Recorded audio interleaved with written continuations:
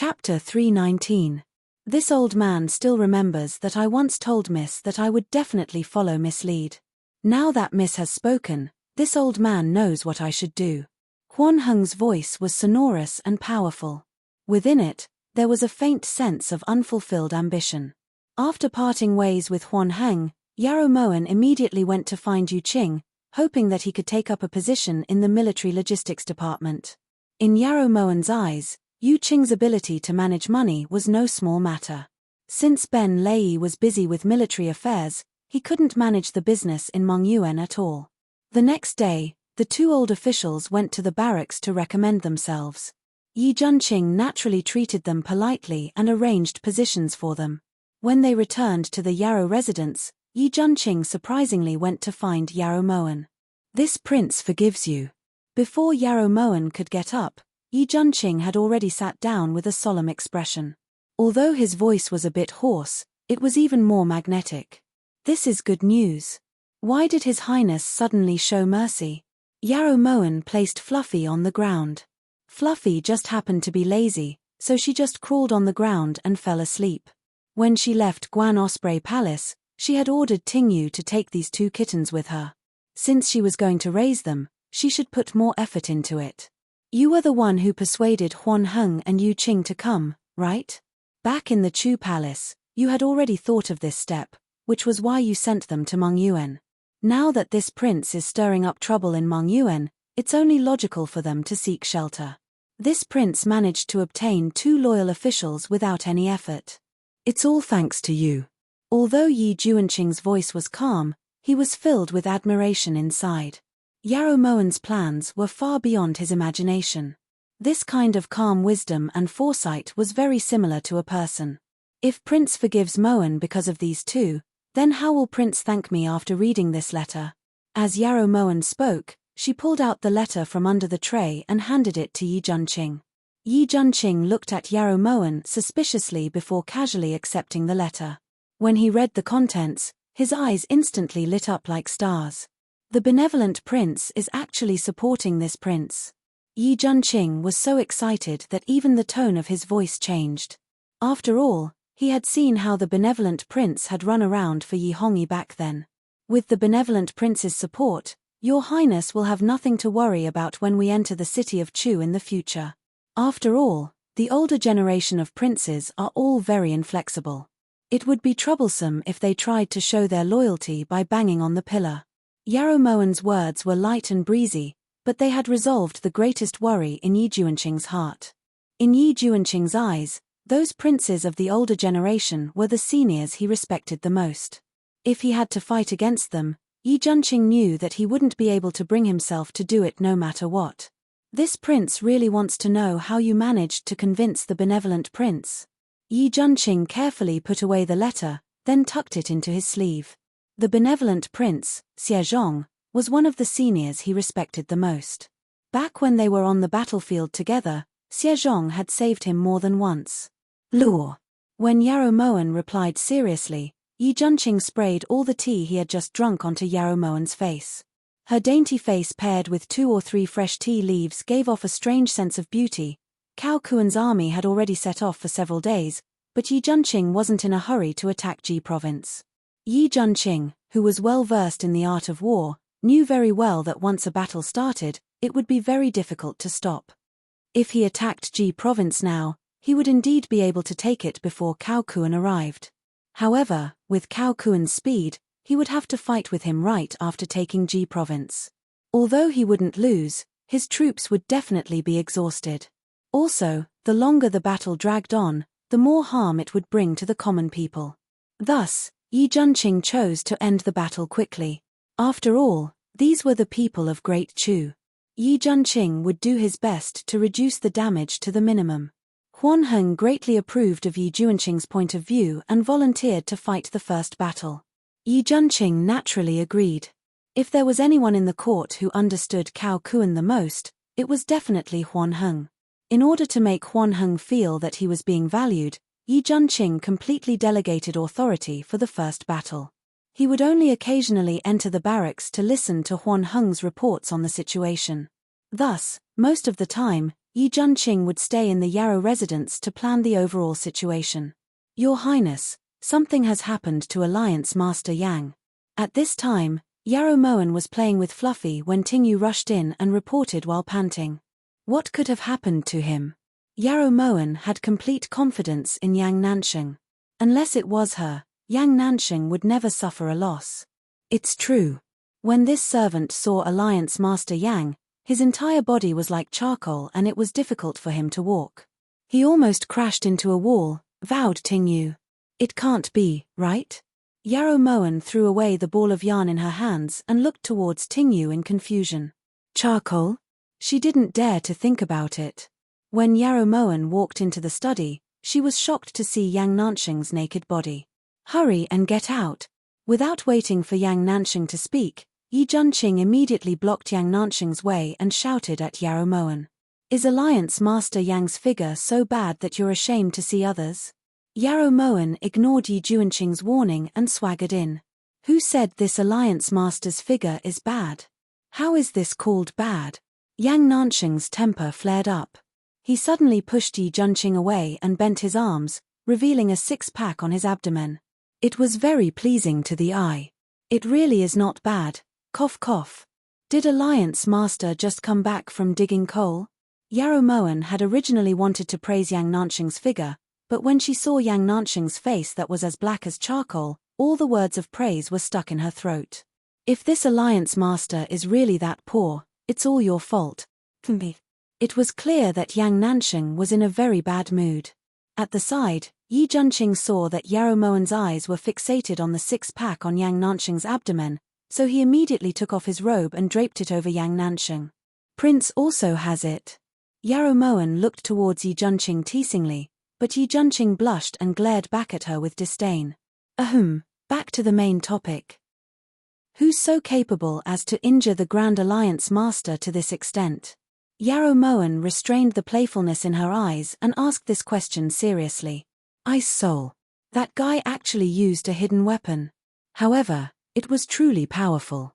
Thankfully, this Alliance Master didn't use my hand to catch it, otherwise this arm would definitely be gone. Every time Yang Nansheng recalled that scene, he felt a lingering fear. Ice Soul. Yarrow Moen looked towards Yi Junqing in confusion. It's the one who threw you, me, and you funning into prison. He's the vice-captain of the Iron Blood Corps. How did you provoke him? Yi Junqing's expression was grave as he looked towards Yang Nansheng. When did I provoke him? This Alliance Master wanted to assassinate Cao Kuan, but I didn't think that he would also be in the Chu army, and that he would have such an evil hidden weapon. Yang Nansheng cursed in vexation. He wanted nothing more than to get a little scarecrow to stab Ice Soul to death. I didn't think that the people of the Iron Blood Corps would join the battle so early. You say that hidden weapon is powerful. How powerful is it? The moment Yarrow Moen heard about the Iron Blood Corps, her expression turned grave and there was no longer any hint of playfulness on her face. Fortunately, this Alliance Master was smart and managed to steal one. Take a look. Yang Nansheng handed the black ball that was on the table to Yarrow Moen. Don't press that button no matter what, and don't drop it. Otherwise, if it explodes, the three of us will become immortal, warned Yang Nansheng loudly with lingering fear in his heart. It's just a small black ball. Yarrow Moen lowered her eyes to examine the ball in her hands.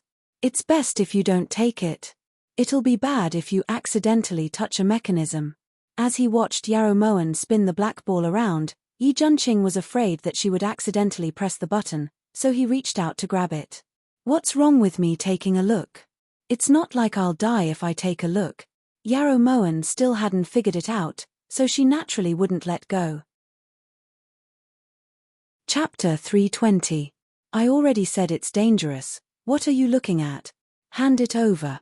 Yi Junqing saw that Yarrow Moen wasn't willing to let go, so he reached out to grab it. It's not dangerous if you take it. I'm not giving it to you. Seeing Yi Junqing and Yarrow Moen fighting over it, Yang Nansheng's heart instantly thumped. He reached out with both hands, afraid that they would throw the hidden weapon to the ground. Beep, beep beep beep. Right at this time, an ear-piercing sound rang out. Yarrow Moen and Yi Junqing looked at each other in dismay, then looked down at the same time to see that both of their thumbs had pressed down on the buttons. It's none of my business. Yarrow Moen looked towards Yang Nansheng innocently. She immediately wanted to extricate herself from this. What do we do now? Yi Junqing clearly knew more than Yarrow Moen. What do we do? What do we do? What do we do? Throw it out. Yang Nansheng scratched his head anxiously. Suddenly, as if he had thought of something, he snatched the black ball and leaped out of the room. Almost at the same time, a loud noise came from the Yarrow residence, followed by a huge cloud of black smoke rising, as if a huge black cloud was covering the sky above the Yarrow residence. This sudden change stunned Yarrow Moen and Yi Junqing. They didn't even know what was going on. The scene in front of them was too shocking. Even Yi Junqing, who was experienced on the battlefield, and Yarrow Moen, who had been reborn, couldn't bear the shock that welled up from the bottom of their hearts. Where's Yang Nansheng? Yarrow Moen looked at the black smoke in shock, her heart still trembling. What did you say? I can't hear you. Yi Junqing saw Yarrow Moen's cherry lips move, but his ears were ringing. He had no idea what Yarrow Moen was saying. I said, Yang Nansheng, where's Yang Nansheng? Yarrow Moen rushed out of the study in shock. Yi Junqing came to a realization and also rushed out. At this time, everyone in Yarrow Manor had surrounded them. Ben Lei, wind, rain, thunder, and lightning. Even Yin Shui and Liu Shao, who had been hiding in the shadows, were shaken out by the sound. Master, are you all right? Yin Shui flew to Yarrow Moen's side and asked worriedly. Ben Lei also ran to Yi Junqing's side and sighed in relief when he saw that he was unharmed. The thick smoke dispersed to reveal a huge hole where the black ball had landed. There was even a small flame in the hole. Yang Nansheng. Yang Nansheng. This Empress takes back what I said back then. This Empress doesn't want to burn you until not even ashes remain. Don't die. Yarrow Moen's heart ached as she looked at the flames in the pit. Tears welled up in her eyes, and just as they were about to fall, Yang Nansheng's voice suddenly came from behind the crowd. Do you think this alliance chief will die so easily? When everyone heard this, they immediately turned around, only to see Yang Nansheng limping over with a face that seemed to have been painted black. You sure are thoroughly blackened. When Yang Nansheng stood in front of her, Yarrow Moen's tears turned into a smile. The tears in her eyes didn't even have time to disappear. When Yang Nansheng saw the tear in the corner of Yarrow Moen's eyes, he felt relieved. For this tear, even if he gave the entire Phoenix Feather Manor to Yarrow Moen, it wouldn't be a loss. Senior brother, weren't you? Yi Junqing sighed in relief when he saw that Yang Nansheng was fine. It's a good thing that this alliance chief's qinggong isn't just for show. Otherwise, it would have been terrible. You guys saw it this time, don't look at it just because it's a small black ball. If I didn't have some skill, I would have definitely died. Yang Nansheng looked at everyone with an expression that said he wasn't lying, but no one could see his expression clearly. It was too black. How many of these hidden weapons does Cao Kuan have? Yarrow Moen suddenly thought of something and asked solemnly. 10 carts, said Yang Nansheng truthfully. 10 carts. Are they planning on flattening all of Meng Yuan? Ben Lei looked at the huge hole in the ground, then looked at the swarthy Yang Nansheng. If even the alliance chief couldn't escape unscathed, then if it was a soldier on the front lines, he didn't dare to imagine what would happen. I didn't expect that there would be people in the Iron Blood Army Imperial Father established to be able to develop this kind of weapon. If Cao Kuan uses this on the battlefield, our army will definitely lose and suffer heavy casualties. Yi Junqing's expression was grave and his brows were tightly knitted together. Why don't we just destroy those 10 carts? Suggested Ben Lei. Ian, that's a good idea. Why don't you go? If you're lucky enough to infiltrate Cao Kuan's army without being discovered by the Ice Spirit Army, then you won't be far from success. As long as you find these black balls, it's very simple. All you have to do is activate the mechanism, and with a bang, not only these hidden weapons, even Cao Kuan's army will be instantly annihilated. Yang Nansheng nodded towards Ben Lei as he gave this suggestion. I told you that this method would work. Ben Lei was delighted, but in return, everyone looked at him with disdain. Alliance Chief Yang was still caught red-handed by the Ice Spirit Army. Do you think that your martial arts are better than Alliance Chief Yang's? At the side, Yuo realized the truth. When Ben Lei heard this, large beads of cold sweat instantly appeared on his forehead and he silently retreated back into the crowd. Also, Ben Lei's method doesn't solve the root of the problem. Even if they destroy it, they can still do it again. On the other hand, we can destroy it once or twice, but they definitely won't give us a third chance. So we have to find a way to solve this once and for all. Yarrow Moen restrained the shock in her eyes as she suggested this solemnly. What do you mean? Yi Junqing lowered his eyes to look towards Yarrow Moen as an idea formed in his mind. Since they can do it, then we can definitely do it too. It's just that. Yarrow Moen hesitated and reflexively looked towards Yang Nansheng. It's just that we need the original item. Junqing hopes that senior brother can make a trip and steal another black ball from the Ice Spirit Army. Yi Junqing turned to look straight at Yang Nansheng. Yarrow Moen's thoughts were exactly the same as his. Are you guys blind? Can't you see how injured this alliance chief is? You're still so heartless. Yang Nansheng was furious. Right now, he needed comfort, not to take advantage of the situation. Moen naturally understands Alliance Master's hard work, but this matter concerns the survival of all of Mengyuan. Moen doesn't feel at ease leaving it in someone else's hands. How about this? As long as Alliance Master can steal the black ball back, Moen is willing to personally cook to welcome Alliance Master.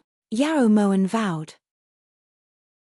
Yang Nansheng felt like his image had become incomparably lofty after being praised like this, so he naturally had no reason to refuse. Many years later, whenever Yang Nansheng thought of this moment, he would complain incessantly. If he had known that Yarrow Moen's culinary skills were so exquisite, he would rather steal 10 black balls than eat Yarrow Moen's cooking. That would truly be worse than death. After Yang Nansheng left, Yarrow Moen and Yi Junqing thought about it carefully and finally picked out a candidate to create the black ball, Zhu Chen. In the main hall, whenever Zhu Chen saw Yi Junqing, he would habitually tremble. Even though things were different now, he still couldn't change this bad habit. This commoner Zhu Chen kowtows in salute to your highness, in salute to your highness. After Zhu Chen bowed respectfully, he reflexively moved to stand next to Yarrow Moen. Ever since he and Ming Yu had left the Chu Palace and developed feelings for each other, Zhu Chen had returned to the secular world and no longer referred to himself as a poor daoist. This consort heard that you and Ming Yu are getting closer. Yarrow Moen picked up her teacup as she changed the subject. It's all thanks to your highness' great kindness that Ming Yu and I were able to have our current situation. Zhu Chen was very grateful towards Yarrow Moen. Ming Yu is a good woman and is worthy of you treasuring her, but... Yarrow Moen's words instantly made Zhu Chen's heart jump. In principle, the person he should be more afraid of was Yarrow Moen. However, there was a saying that went, guard against a gentleman but not a vile person, because even if you were to guard against a vile person, you wouldn't be able to guard against them. If your highness has something to say, please say it. Zhu Chen is all ears. Zhu Chen looked towards Yarrow Moen sincerely as he prayed 1,000 times in his heart. Chapter 321. However, Ming Yu is still a palace maid and has already been taken in by this consort. Back then, this consort used 3 months of her loyalty to grant her a wish. Now that An Bingshan is dead, this consort hasn't let her down. Speaking of which, she can also be considered one of this consort's people. If you want to marry Ming Yu, it's not impossible, but you have to give this consort 50,000 taels of gold. Yarrow Moen's eyes were calm as she spoke matter-of-factly. How much? Zhu Chen stammered. What? In your heart, Ming Yu isn't even worth 50,000 taels? Yarrow Moen once again mercilessly brought up the number. Your Highness, if there's anything you need, please tell me. Zhu Chen will go through fire and water without hesitation. Zhu Chen was very smart. If there wasn't anything important, Yarrow Moen wouldn't waste her time like this. As she looked at the kneeling Zhu Chen, Yarrow Moen reflexively glanced at Yi Junqing and her lips curved into a smile. At the side, Yi Junqing suddenly felt a bit of sympathy for Zhu Chen. These days, if you didn't have money, you definitely shouldn't hang around in front of Yarrow Moen. Even though that's the case, Last time, you already expressed your intentions in front of Prince and this consort that you wanted to travel around with Mingyu. How could this consort possibly delay your journey? Yarrow Moen retreated for the sake of advancing. Last time, Ju Chen's head was kicked by a donkey. Now that the donkey is dead, Ju Chen is enlightened and clear-headed. It's rare that Prince and Your Highness aren't abandoning me. Ju Chen will definitely pledge his loyalty to you to the death. Ju Chen wanted to cry. 50,000 taels of gold. Even if he was chopped up and sold, it still wouldn't be worth 50 taels. It was clear that Yarrow Moen was threatening him. Since you've chosen to work for this consort and prince, this consort naturally won't mistreat you, Tingyu. Yarrow Moen glanced at Tingyu. Tingyu understood tacitly and handed the banknotes worth 50,000 taels of gold to Ju Chen. This subordinate Ju Chen thanks Prince, thanks Your Highness. Ju Chen was very happy with this offer. Yen, this consort has already ordered people to buy a residence for you and Mingyu nearby. Go back and prepare to move over with Mingyu. If there's anything, this consort will send someone to call you. Yarrow Moen waved her finger lightly and Ju Chen immediately withdrew. First threaten, then lure. Can't you do something else? Yi Junqing shook his head. He didn't approve of Yarrow Moen's method of buying people's hearts. Coercion is to let him know that he can't refuse. Temptation is to let him know that he has no reason to refuse. Although this move isn't new, it's effective. Does Prince believe it? In this world, there are very few people who can escape Moen's move. Yarrow Moen was brimming with confidence, her eyes sparkling. On the second day after Yang Nansheng stole the black ball, Yarrow Moen secretly had the wind, rain, thunder, and lightning mix some laxatives into the water source where Cao Kuan's army was stationed. These so-called laxatives weren't like poisons that could be tested with silver needles, and they weren't afraid of harming the innocent. Afterwards, she sprinkled some spices that attracted snakes, insects, rats, and ants nearby. These spices were concocted by Yin Shui. The smell could attract insects, but it was hard to detect. After this, Cao Kuan's army started to run into problems and their marching speed greatly decreased. After Yang Nansheng took back the black ball, Yarrow Moen fulfilled her promise and personally cooked a table full of food for Yang Nansheng. Although the food wasn't as good as he had hoped, Yang Nansheng still ate a few mouthfuls in anticipation. In the end, he had diarrhea for 3 days. At the time, Yarrow Moen was also stunned. It was only later that she found out the reason.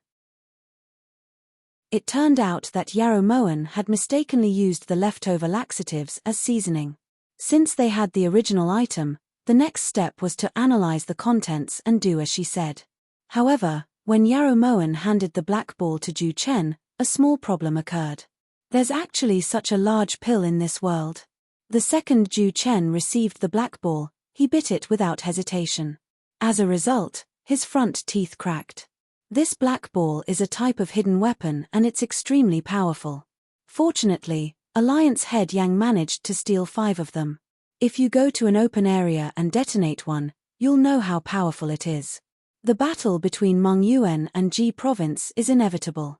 If Cao Kuan uses this kind of thing to deal with us, our army will have no chance of winning. This consort is now handing this difficult task to you. You must figure out how to make this black ball and its composition within 10 days. The safety of all of Mengyuan rests on your shoulders. Yarrow Moen looked towards Ju Chen expectantly. Your Highness. Ju Chen is an alchemist. As he looked at the black ball in his hands, Ju Chen felt that this was far from his expertise. Could it be that Yarrow Moen had found him because it was also round? Ju Chen's mind was in a mess. Different paths lead to the same goal. This consort believes in you. Yarrow Moen believed that Ju Chen was well aware of the importance of this matter, so she didn't waste any more words with him. Yi Junqing, who had originally been very confident in this battle, felt a bit apprehensive when he found out about the existence of the black ball. The entire atmosphere of Mengyuan was extremely tense. As a precaution, Yarrow Moen ordered Ben Lei to dig a hole in Phoenix Mountain. If Ju Chen's research failed and Cao Kuan threw this hidden weapon into the city, they would at least be able to gather the innocent people to a safe place. Just when everyone was feeling extremely vexed, Chu Morbei still came to join in the fun. Reporting to Prince, the Shu army is already bearing down on Meng Yuan. As soon as Ben Lei received the news, he immediately sent it to Yi Junqing and Yarrow Moen. That damned god of plague. Why hasn't he died yet?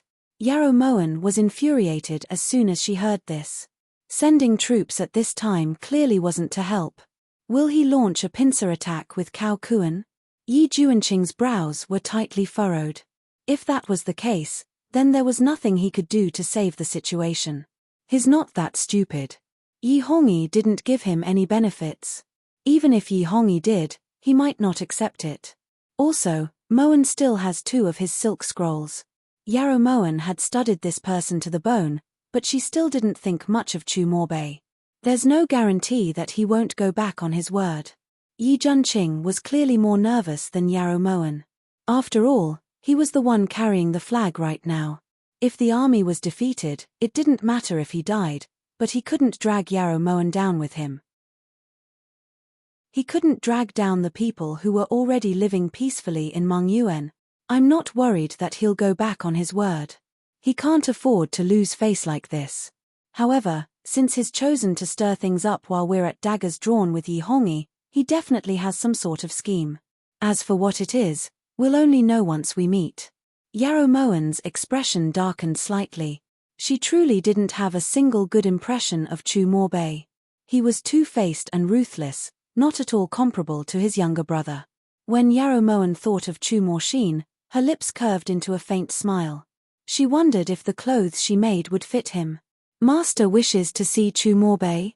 Ben Lei still had lingering fears from what had happened at Bright Moon Gorge, so he naturally wouldn't agree to Yarrow Moen taking this risk. Pa, if I go see him, haven't this consort suffered enough already? If he needs anything, he'll naturally come find this consort.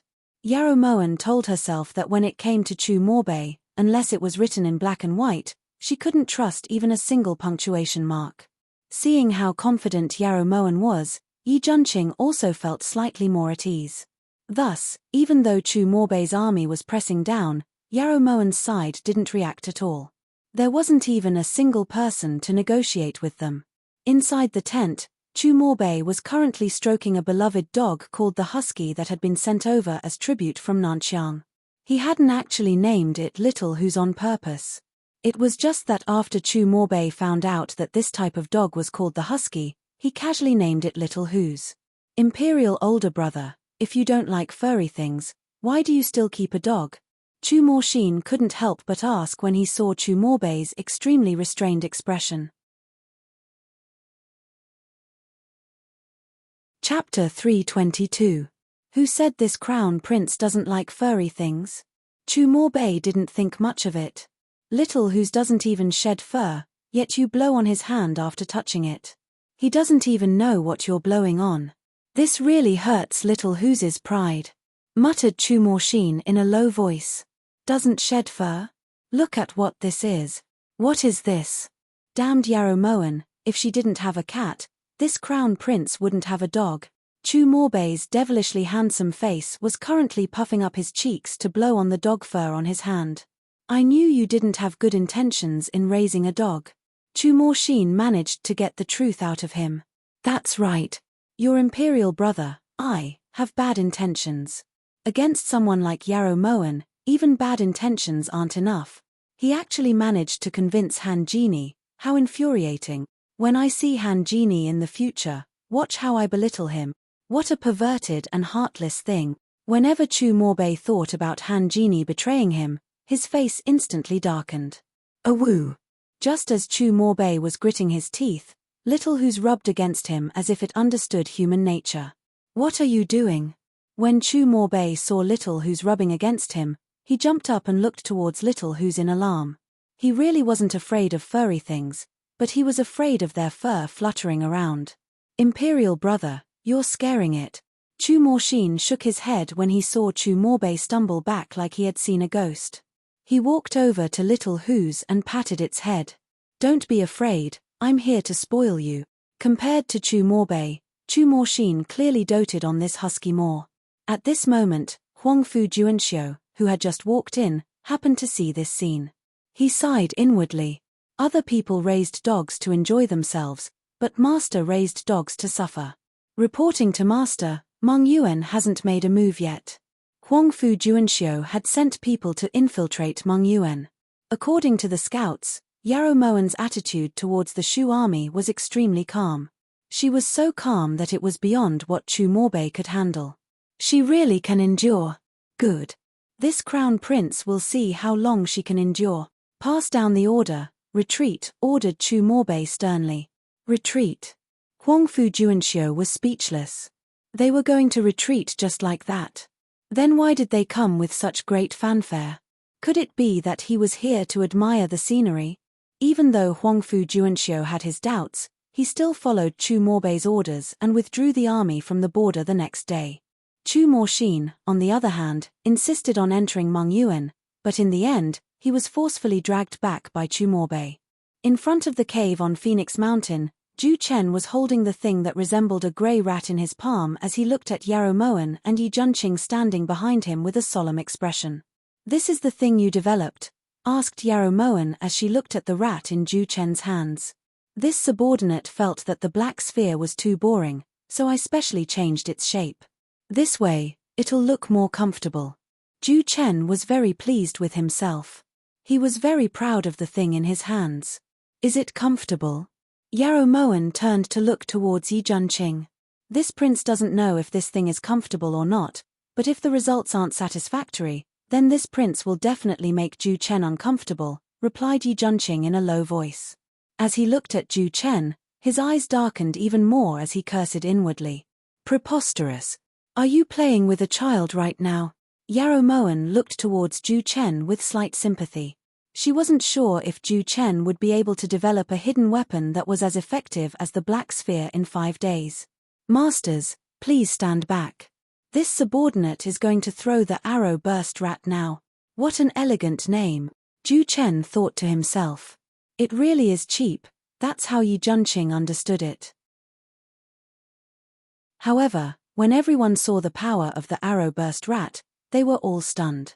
After a series of explosions, that thick cloud of smoke pressed down like a huge cloud.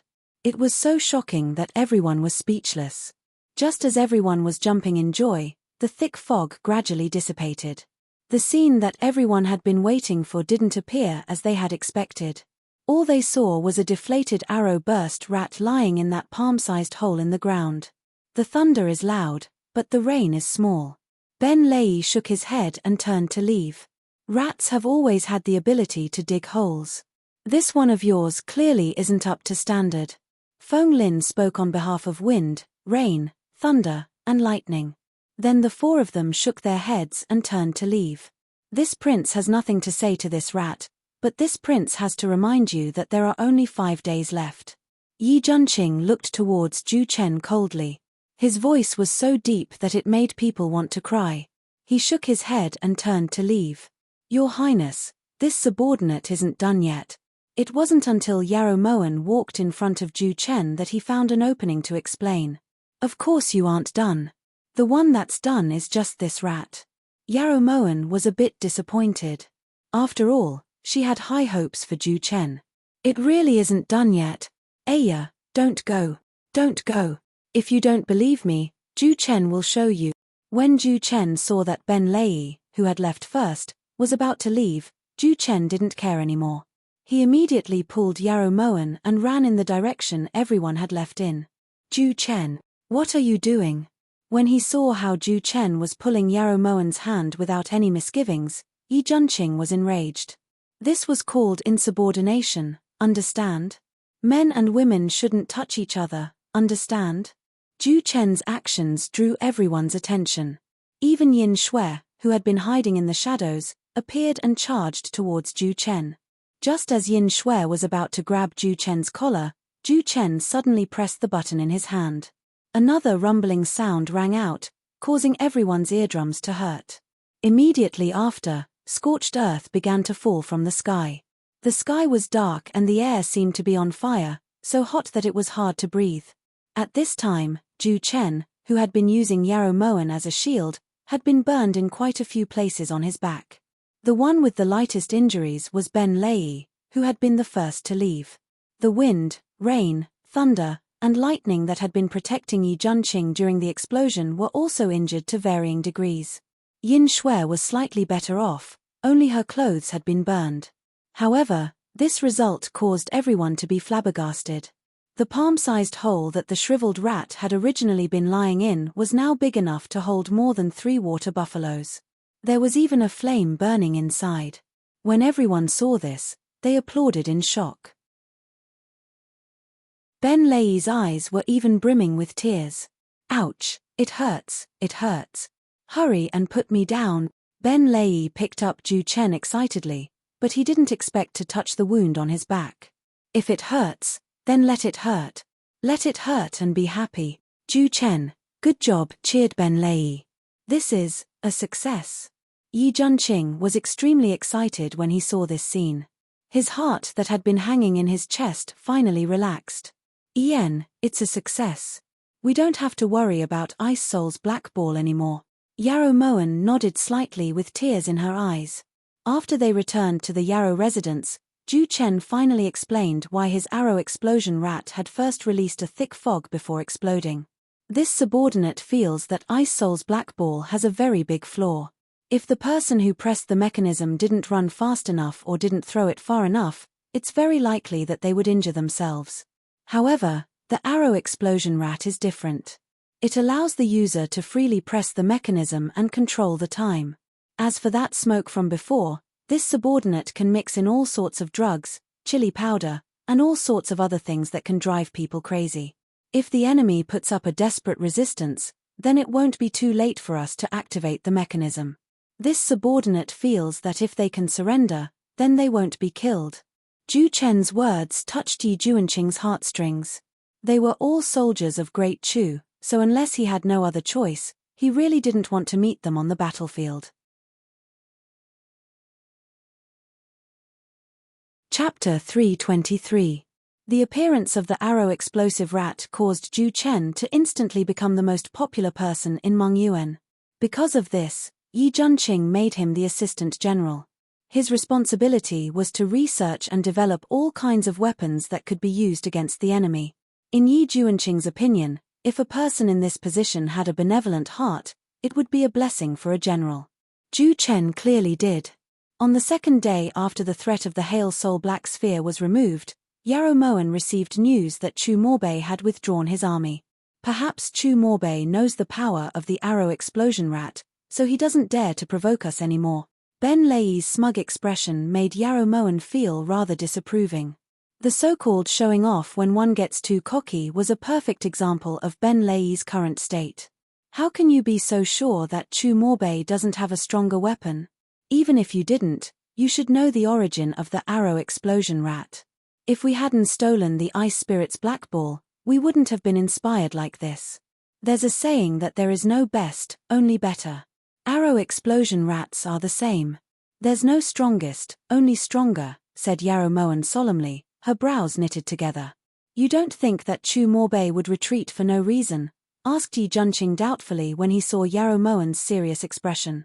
Based on Moen's understanding of this person, he wouldn't do anything that harms others without benefiting himself even if you beat him to death. Chu Morbei's retreat this time isn't a good sign. Yarrow Moen's voice was filled with unconcealable anxiety. You know Chu Morbei very well. This was the first time Yi Junqing had noticed Yarrow Moen's expression when she mentioned Chu Morbei. That expression was very worthy of his scrutiny. In any case, he's not a good person. Ben Lei, pass down the order. Whether it's the barracks or Yarrow residence, everyone has to be on high alert. Yarrow Moen couldn't guess Chu Morbei's motive for retreating, so the only thing she could do now was to be cautious. Just as Yarrow Moen expected, on the third day after Chu Morbei withdrew his army, all of Mengyuan was instantly engulfed in rumors.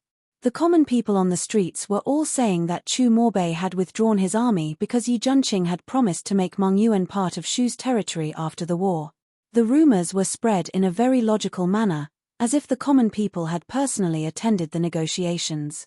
Rumors are fiercer than tigers. Now that this rumor has reached the Chu border, it is very disadvantageous to me. In the main hall of the Yarrow residence, Yi Junqing clenched his fists and frowned. The moment he heard the rumors, he finally understood why Yarrow Moen hated Chumorbe so much. He really was hateful. What do we do now? If the rumors continue to spread like this, not only will the morale of the army be shaken, but the common people of Great Chu will also develop feelings of resistance towards Prince. Without the support of the common people, it will be difficult for us to move forward. Ben Lei was truly impressed by Yarrow Moen. As expected, her foresight was incredible. Yarrow Moen didn't think much of it. It wasn't that she could predict the future, it was just that she had suffered too many losses. Whoever started the trouble should untie it. Right now, we can only have Chumorbe step out to clarify the rumors. Apart from this, we have no other choice. Yarrow Moen took a deep breath. If Chumorbe died one day, she would definitely buy 100,000 taels worth of firecrackers to celebrate. Chumorbe is willing to speak. Yi Junqing looked towards Yarrow Moen suspiciously. Whether Chumorbe is willing to speak or not depends entirely on how much we're willing to cut. Yarrow Moen scratched her head. She had been too tense back then. Even if she was willing to negotiate now, that god of pestilence might not agree so easily. This subordinate has received news that Chumorbe is currently at Golden Gate Guesthouse in Linshu Mongyuan, reported Ben Lei. This prince will go meet him, said Yi Junqing sternly. Prince will only be given the cold shoulder even if you go.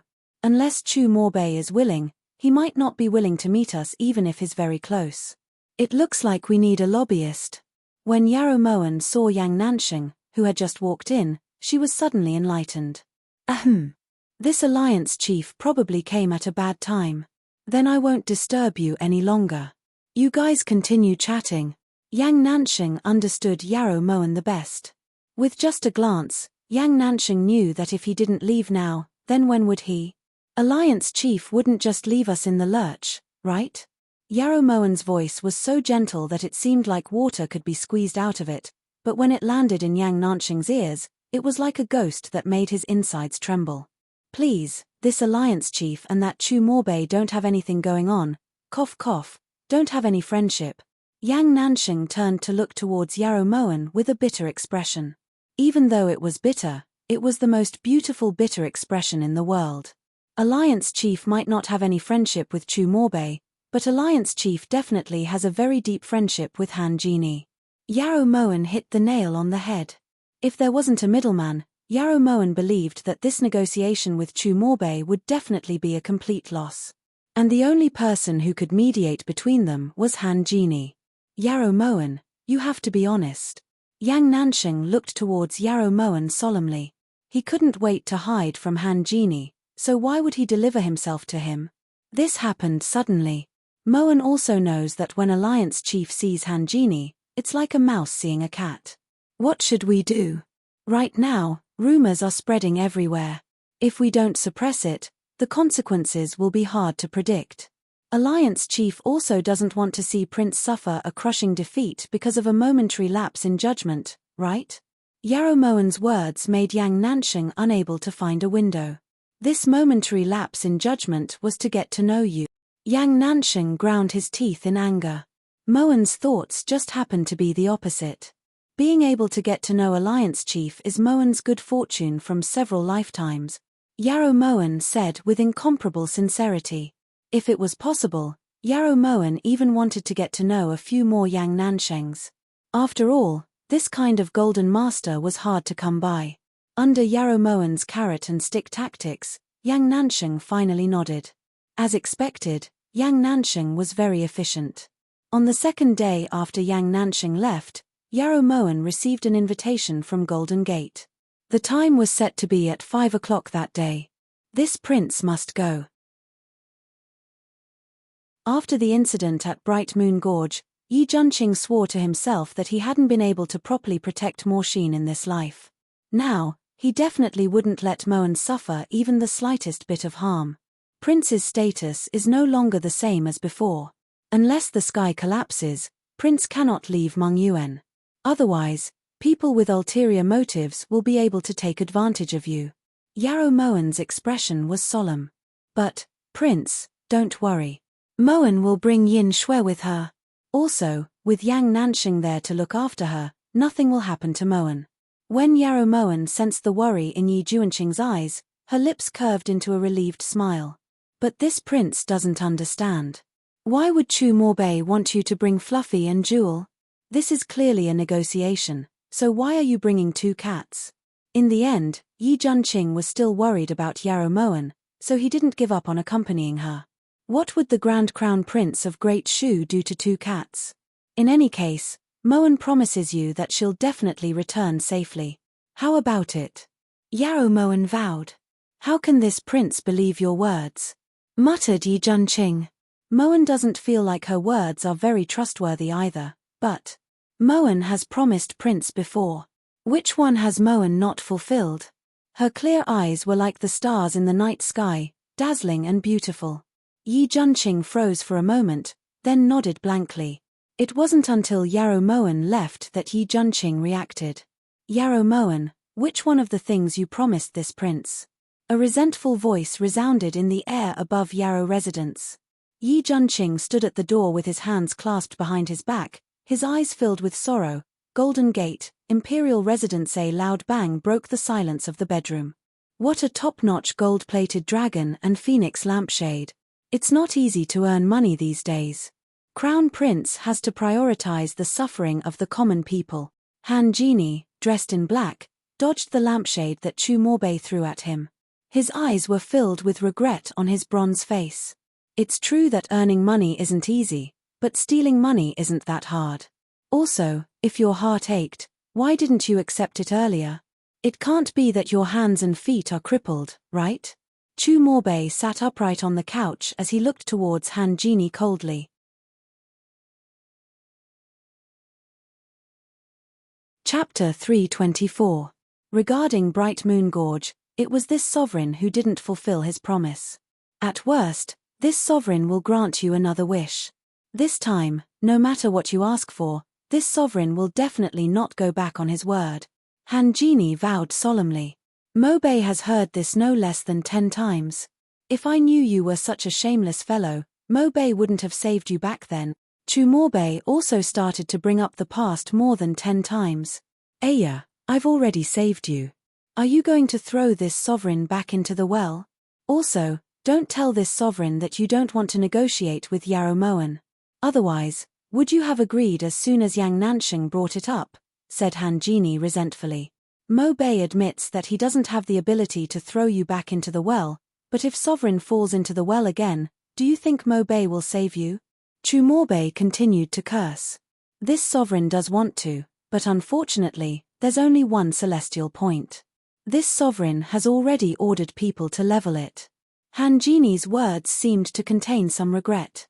As expected, Yarrow Moan isn't ordinary. She was actually able to convince even you. However, with Yarrow Moan's willowy appearance, she definitely didn't use a honey trap, said Chu Morbei indifferently. An indescribable light flashed through his eyes. Yarrow Moan isn't considered ugly. She's much better than a willowy appearance. Han Genie had only just opened his mouth when he knew that he had fallen into Chu Morbei's trap. All right. You Han Genie who only cares about the opposite sex. You've taken a fancy to Yarrow Moan? I hate you. Chu Morbei was furious. Ever since he met Han Genie, he had never praised anyone else for being beautiful except himself. Aya, what are you jealous for? At worst, this sovereign will just praise you a bit. Han Genie raised his brows and looked towards Chu Morbei. However, when he saw Chu Morbei's arms crossed and glaring at him, Han Genie didn't hesitate to pour out all the beautiful words in his head. After praising for a whole 2 hours, he was finally chased out of the bedroom by Chu Morbei. After Han Genie came out, he wiped his sweat in the hallway. He just happened to see Yang Nanxing clutching his chest and retching with all his might. Are you all right? Han Genie walked up with good intentions. You and Chu Morbei definitely have an affair, said Yang Nanxing as he retched. You heard everything. Han Genie's expression gradually changed. Do you believe that Chu Morbei is vomiting even harder than I am right now? Yang Nanxing said firmly, his face solemn. Looks like I have no choice but to silence them. Han Genie's eyes narrowed into slits, but he didn't expect Yang Nanxing to suddenly stand up. The smirk on his face made Han Genie's hair stand on end. You dare. If you dare to make a move, this Union Master will make this matter public. Nan Sheng wasn't the only one who heard these words just now. When he saw Han Genie's face turn from green to green, Yang Nansheng was truly grateful to Yarrow Moen R. Fortunately, he came. Just as Han Genie was about to speak, the sound of vomiting came from Chu Morbei's room. Chu Morshin was the happiest about Yarrow Moen's arrival. At this moment, Chu Morshin was waiting at the door. When he saw the palanquin from afar, he went to welcome it. Yarrow Moen, you're here. When she heard Chu Morshin's voice, Yarrow Moen got off the palanquin. When she lifted the curtains, she was shocked to see a handsome face appear in front of her.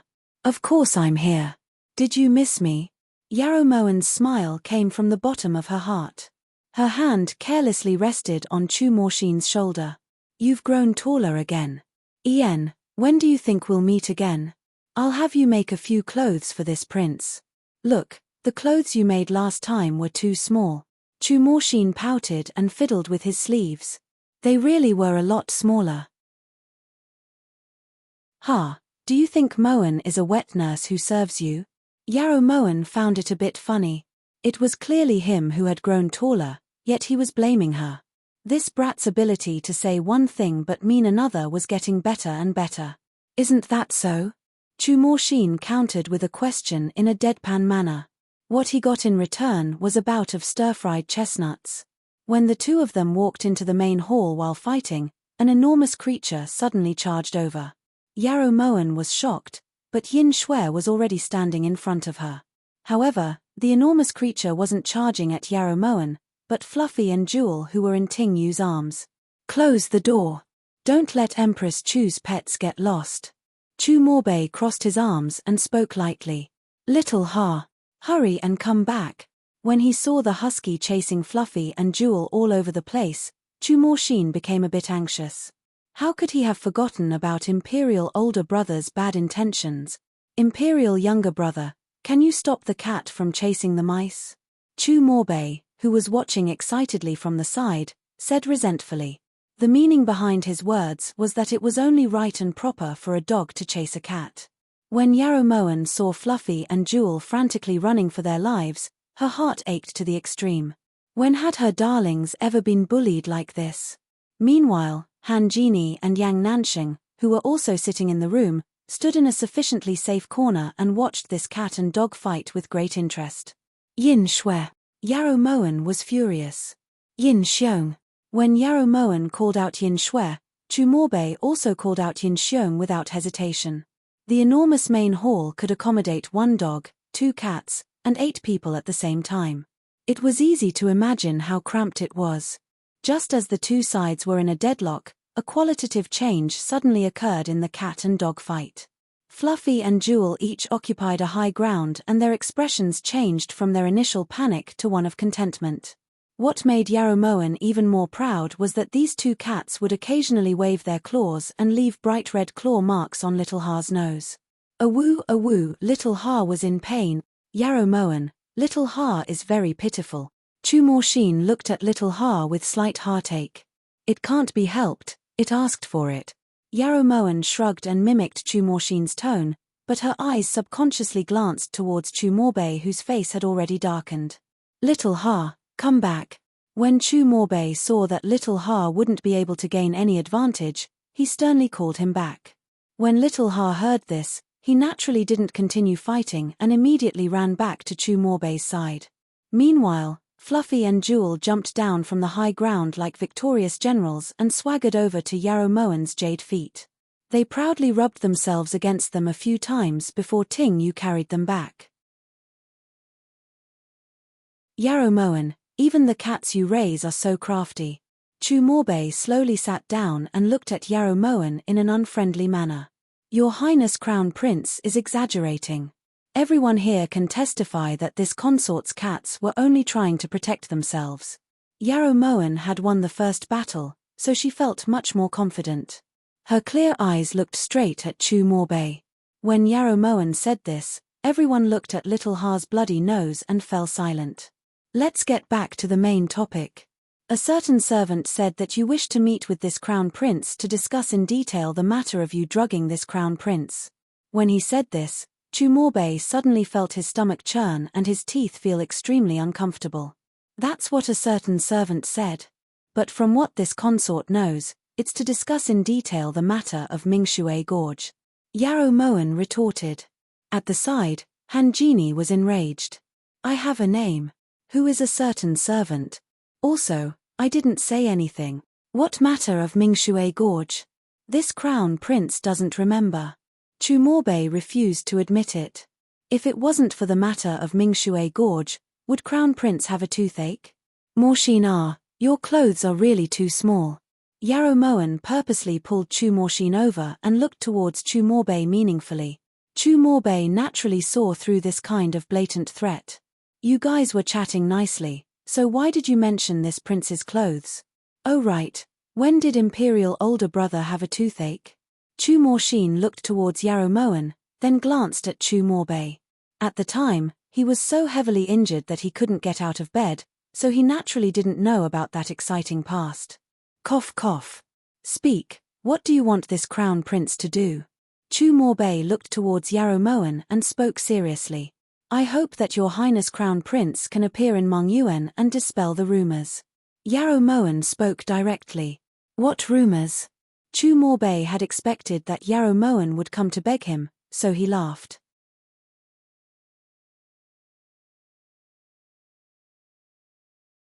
Chapter 325. Although Moen is certain that your highness knows the truth the best, I don't mind telling you the contents of those rumors. The rumor is that your highness the crown prince suddenly withdrew the Jinmen army because you received Yi Juanqing's promise to hand over Mongyuan to your highness the crown prince after you succeed. Yarrow Moen's gaze was sharp as she enunciated every word clearly. Aren't the commoners of Mongyuan a bit too imaginative? This crown prince was just training troops at Jinmen. Chumorbei shook his head. When Yarrow Moen saw Chumorbei's innocent expression, she really wanted to curse at him. Did he need to go so far to train troops? Was there a need?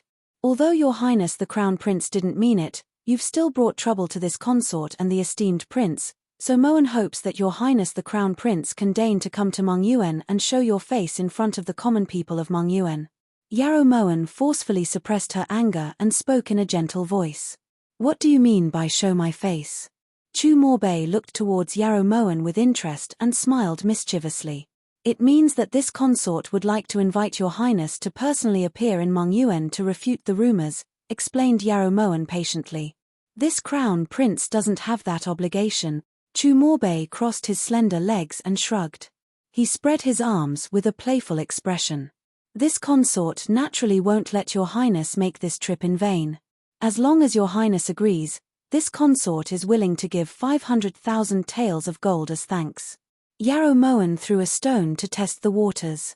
500,000 taels? Do you think this crown prince lacks money that I would lower myself for a mere 500,000 taels? Chumorbei clearly wasn't interested in money. Then what must your highness do for Moen to be willing to help? Yarrow Moen's attitude was still good and her smile was still bright, but her heart wasn't calm.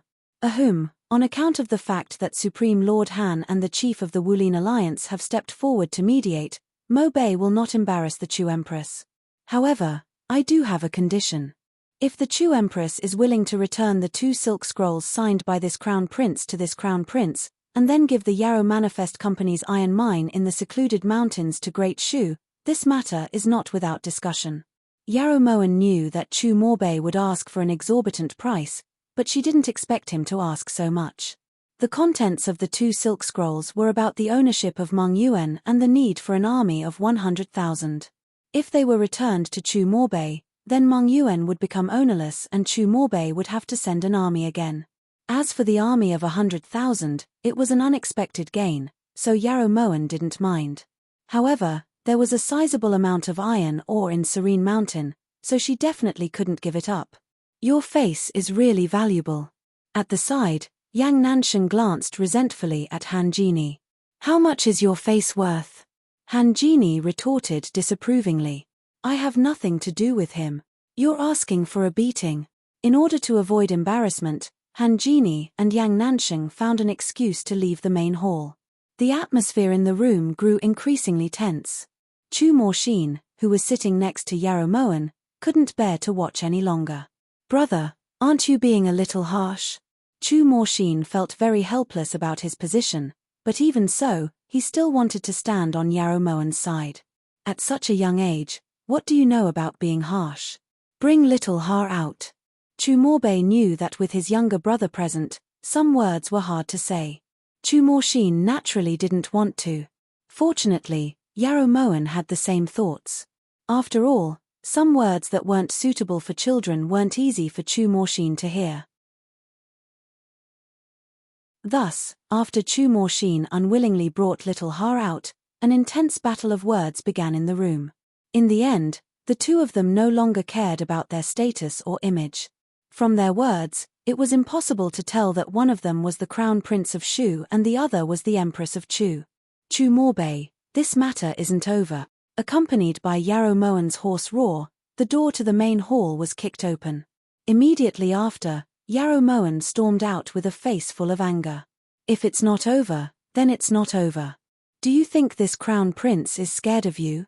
Inside the room, Chu Morbei didn't have the slightest bit of tenderness for the fairer sex. His volume didn't lose to Yarrow Moen's. How did this matter go? Seeing Yarrow Moen walk out with a face full of black lines, the fearless Yang Nansheng walked up and asked cautiously, "Are you deaf? Didn't you hear that it's not over?" Yarrow Moen roared. "What are you yelling at me for? It's not like I offended you." Yang Nansheng looked towards Yarrow Moen with a wronged expression. "Despicable," Han Jini commented from the side. Thus, the two continued to fight. Although Yarrow Moen was angry, she didn't leave Golden Gate Guest House. If this matter wasn't resolved, she wouldn't go back no matter what. However, she sent Liu Shuo back to report that she was safe. That night, Yarrow Moen held her forehead as she sat by the table. Her emotions were a mess. Chu Morbei's conditions were too harsh, but he just happened to be unwilling to yield even a single step. This made Yarrow Moen feel extremely troubled. "Niang Niang, drink a cup of tea." Ting Yu placed the freshly brewed Longjing tea on the table and poured a cup for Yarrow Moen. "You even dare to brew tea here?" Up until now, Chu Morbei's image in Yarrow Moen's heart had already reached infinitely negative. "Niang Niang, don't worry. This servant brought these tea leaves from Meng Yuan and the water was obtained from little austere prince's room. This servant has also tested it and there's no problem." The longer Ting Yu stayed with Yarrow Moen, the more Yarrow Moen's preferences were gradually affecting Ting Yu. Towards Chu Morbei, Ting Yu felt endless disdain. "You've put in a lot of effort." Yarrow Moen accepted the teacup with a sigh, but she wasn't in the mood to taste the tea. "Niang Niang, the Crown Prince of Shu is so stubborn. This servant feels that it'll be very difficult for us to persuade him." Ting Yu looked towards Yarrow Moen worriedly. Whenever she thought about how Chu Morbei's words had been so fierce that he had sworn a poison oath, Ting Yu knew that unless she gave in, it would be very difficult for this negotiation to continue. "Killing him really isn't enough to satisfy my hatred. Let this consort think about it. Perhaps there's another way." How could Yarrow Moen not know the severity of this matter? However, she couldn't just leave like this. Ting Yu knew that her master needed peace and quiet, so she quietly withdrew.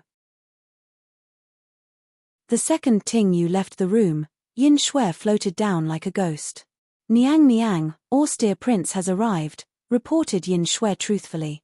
Chu Morshin, understood. "You can withdraw first." As Yarrow Moen waved her hand, Chu Morshin had already climbed in through the window. "Why aren't you using the door?" "Sure." When Yarrow Moen saw Chu Morshin look back mysteriously, she only found it funny. In reality, it wasn't that Yarrow Moen didn't have any other methods to deal with the rumors. It was just that she didn't want to associate the word conspiracy with Chu Morshin. "Be a bit quieter. Imperial older brother's people are all around here. If he finds out that this prince is in your room, it'll be terrible." Chu Morshin tiptoed over, looking extremely adorable. "Let's go," said Chu Morshin solemnly as he suddenly pulled Yarrow Moen's hand. "Go? Where?" Yarrow Moen looked towards Chu Morshin suspiciously. "Back to Meng Yuan." If Imperial older brother isn't going to testify for you, then forget it. This prince will testify for you. Chu Morshin's immature face was filled with determination and his eyes were as bright as stars. No. After hearing Chu Morshin's solemn vow, Yarrow Moen firmly refused.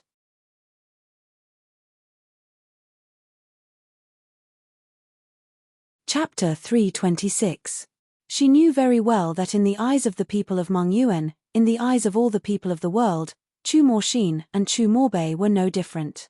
If either of them were willing to say something, those rumors would collapse on their own. However, Yarrow Moen had never thought of using Chu Morshin to replace Chu Morbei. Ever since the incident at Bright Moon Gorge, Yarrow Moen had sworn that in this lifetime, she would never use Chu Morshin for anything again. This was because to her, Chu Morshin was the same as Zhonga. Which mother in the world would want to use their own son? Yarrow Moen, are you stupid? This prince will go as well. At that time, this prince will just say that it was Imperial older brother who told me to do it. They'll believe me. Chu Morshin hadn't expected that Yarrow Moen would refuse and immediately panicked.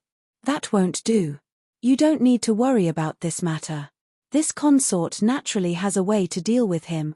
Yarrow Moen let go of Chu Morshin's hand and firmly refused. You have a way. This prince can't tell.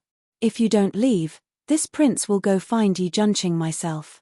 This prince knows him anyway. Chu Morshin harumphed and turned to leave. Would Chu Morbei allow you to leave the guest house? Yarrow Moen lifted her brows in disapproval. He's sleeping soundly right now. He doesn't care about me. As soon as Chu Morshin said this, he reflexively covered his mouth with his hands and looked around furtively. Sleeping soundly. You couldn't have. Yarrow Moen looked towards Chu Morshin in realization. She was inexplicably moved. Chu Morshin had actually drugged Chu Morbei for her? Shish. Don't you know that walls have ears? Chu Morshin hurriedly ran back to Yarrow Moen's side and snorted. Don't worry, Yin Shui is outside. No one can eavesdrop on our conversation. How dare you? If Chu Morbei wakes up, he definitely won't forgive you, said Yarrow Moen seriously as she pulled Chu Morshin over. By the time he wakes up, it'll be 3 days later. By then, you'll have finished what you wanted to do. Also, he's my Imperial older brother, so he can't take my life, right? Said Chu Morshin calmly. Yarrow Moen's heart ached inexplicably. She subconsciously stroked Chu Morshin's forehead as her eyes glistened. You don't need to be so touched. This king has a condition. Once this matter is over, you have to make at least 10 robes for this king. Chu Morshin's arrogance when talking about conditions was exactly the same as Chu Morbei's. However, Yarrow Moen just couldn't bring herself to hate him. Instead, her heart ached. Yin Shui. Yarrow Moen slowly got up, her beautiful eyes shining with a gentle light. At this moment, Yin Shui had already appeared behind Chu Morshin. That's right, we can't leave through the door. Have Yin Shui take you through the window. The 3 of us will leave first. Just as Chu Morshin was speaking, he suddenly felt a sharp pain at the back of his neck. Immediately afterwards, he fainted with a stunned expression. Master, actually, what the young prince said isn't necessarily a bad idea. Yin Shui held Chu Morshin in her arms, afraid that he would fall. For the sake of revenge, this consort is willing to do anything by fair means or foul. However, the prerequisite is that those people have a reason for this consort to do so. Chu Morshin doesn't. Yarrow Moen's deep eyes focused on Chu Morshin's handsome face as her lips curved into a warm smile.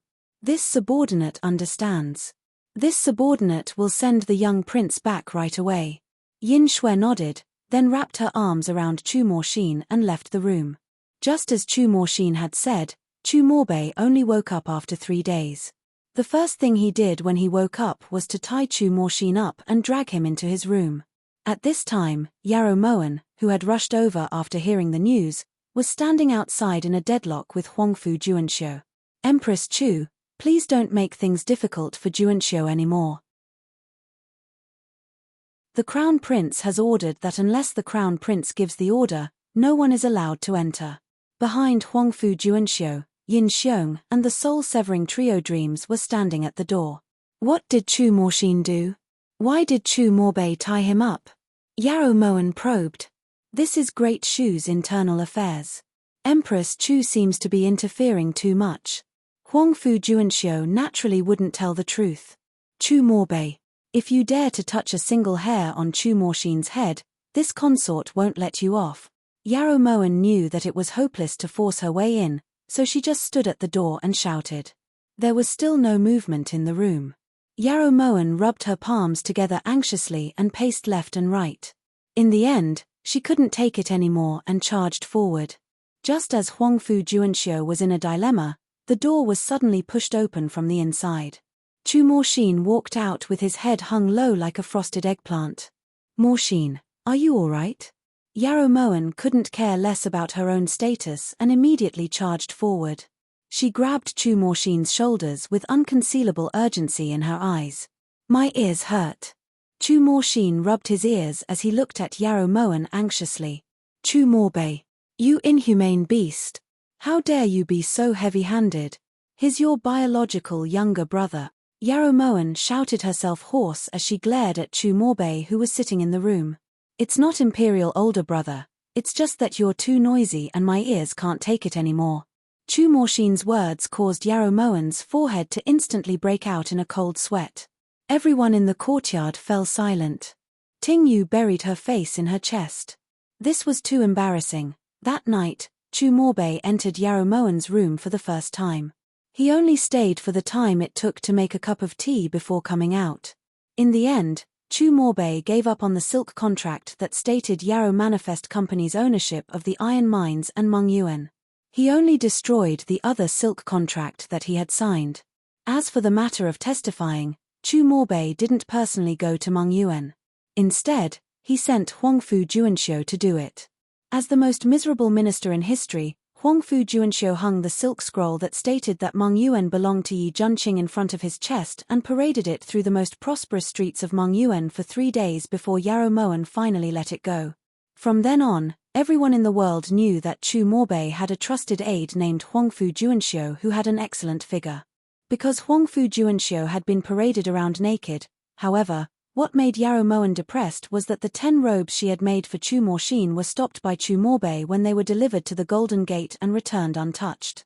Morshin is this crown prince's weak spot, as well as this crown prince's reverse scale. Yarrow Moen, this is the last time this crown prince will allow you to use Morshin's trust in you. This crown prince agrees to compromise, but from now on, this crown prince will never let you see Morshin again, not even once. At that time, Chu Morbei's words were still ringing in Yarrow Moen's ears. Yarrow Moen gently stroked the robes on the table, her eyes filled with bitterness. Perhaps Chu Morbei would never believe that Chu Morshin was also her weak spot, as well as her reverse scale. Not seeing him was fine. Chu Morshin needed an older brother like Chu Morbei more than he needed himself.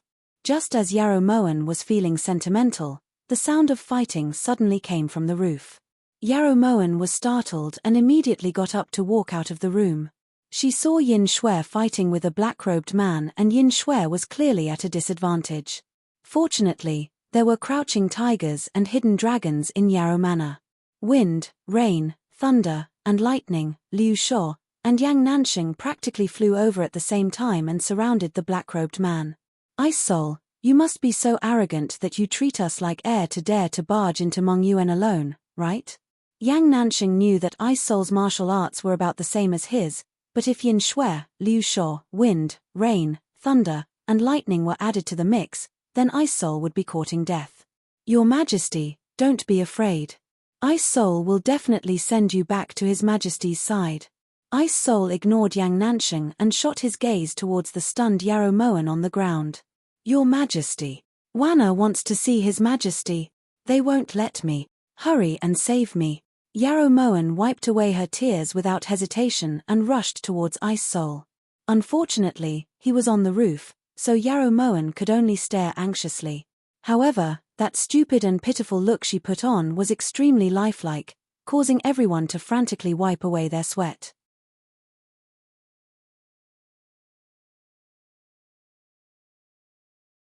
Chapter 327.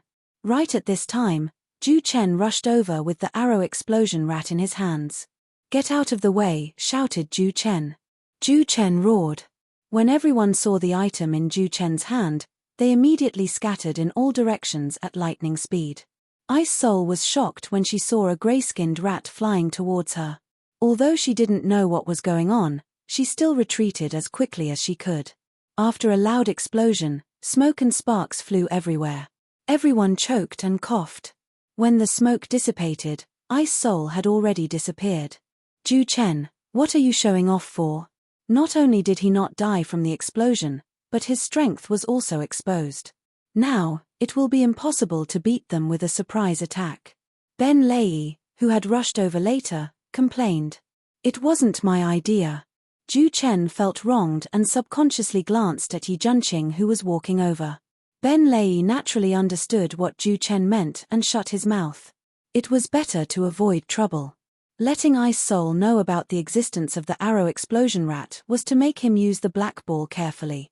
After all, this kind of weapon is too powerful.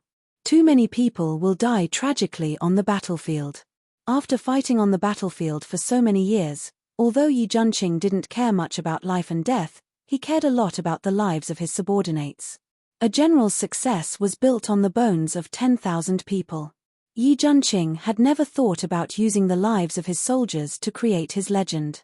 You have good intentions, but unfortunately, Ice Soul might not be able to understand. Yarrow Moen put away the silly expression on her face and her eyes became calm.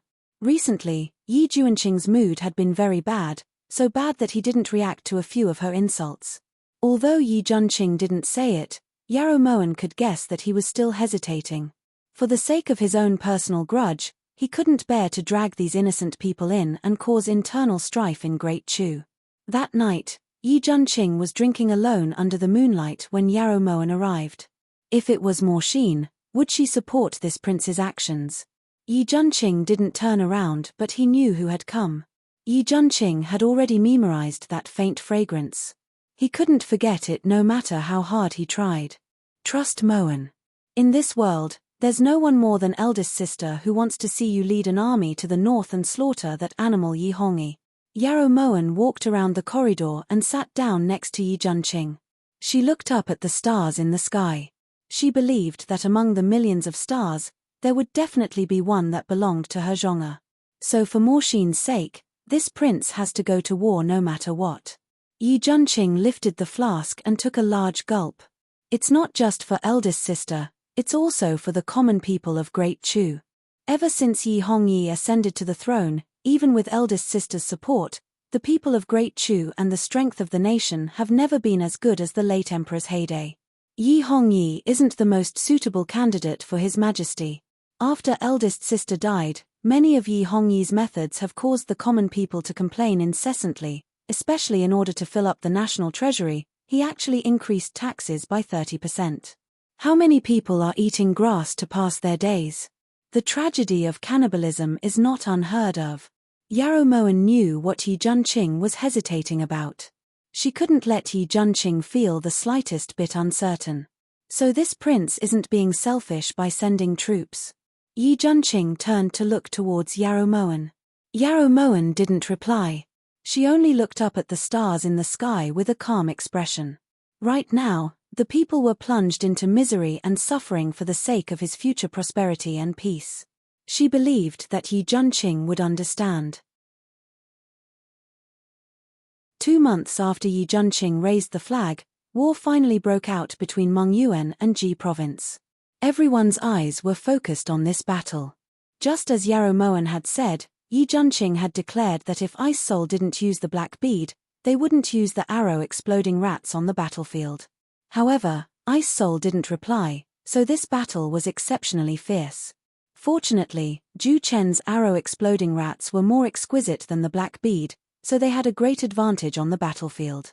That was why Yi Junqing's army didn't suffer too many losses. On the other hand, Cao Kuan's army had no choice but to retreat from Ji province.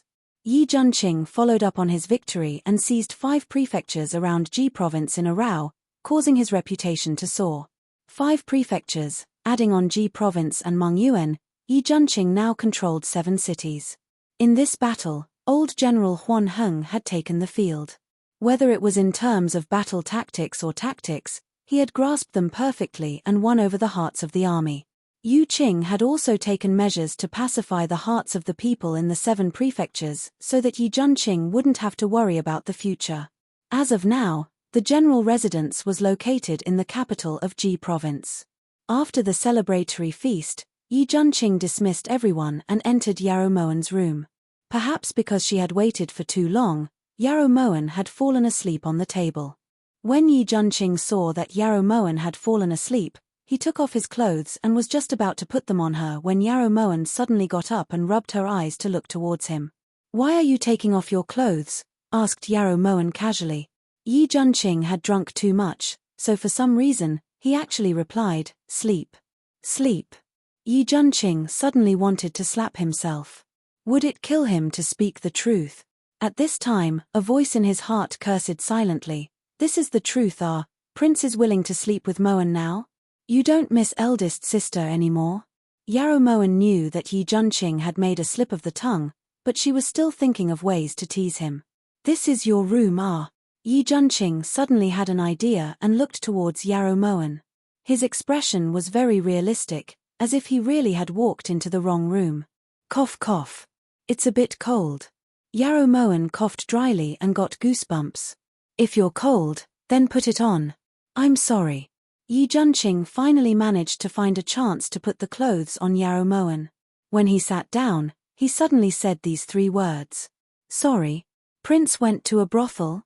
Yarrow Moen tilted her head and looked towards Yi Junqing seriously with her clear eyes. "Yarrow Moen." Yi Junqing was furious. "That's not it. Then how did Prince do wrong to me?" Yarrow Moen continued to smile. She was truly happy.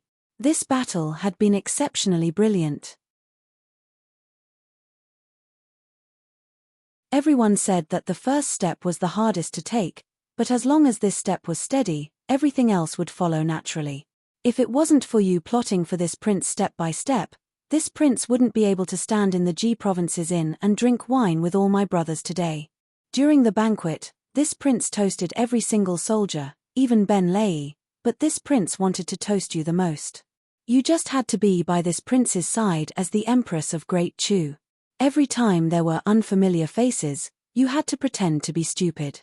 In reality, this prince feels that you don't have to. How about this? Tomorrow, this prince will announce to the world. Before Yi Junqing could finish, Yarrow Moen interrupted him. Announce to the world what? Announce to the world that the Empress of Great Chu, Yarrow Moen, isn't stupid at all. Not only is she not stupid, she's extremely intelligent. What does Prince think the consequences of doing this will be? Yarrow Moen was happy that Yi Junqing had these thoughts, but she couldn't let Yi Junqing have these thoughts again. What consequences could there be? Yi Junqing was unconcerned. Once this matter is announced to the world, it will definitely be said that Prince and Moen are in cahoots, conspiring to steal Great Chu's country. In reality, the will of the people is a very mysterious thing. The slightest carelessness can cause it to be blown away by the wind. So Prince can't lose the will of the people, not even a little bit. Yarrow Moen's expression was solemn and her voice was steady. As you say, this matter can never be announced to the world. Yi Junqing shot to his feet. His clear eyes were filled with anger. What does it matter? Asked Yarrow Moen indifferently. Of course it matters. Could it be that you want to live the rest of your life like this?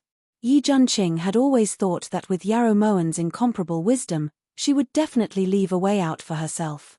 Moreover, her way out would definitely be the brightest and most spacious.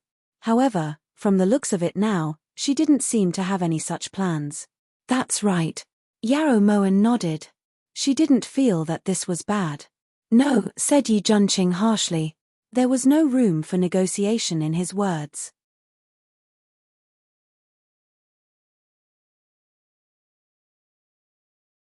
Chapter 328. Does it have anything to do with Prince? Besides, Moen has already lived in this state for more than 20 years. Living another 20 years isn't a big deal. Yarrow Moen knew that Yi Junqing was doing this for her own good, but she had no regrets.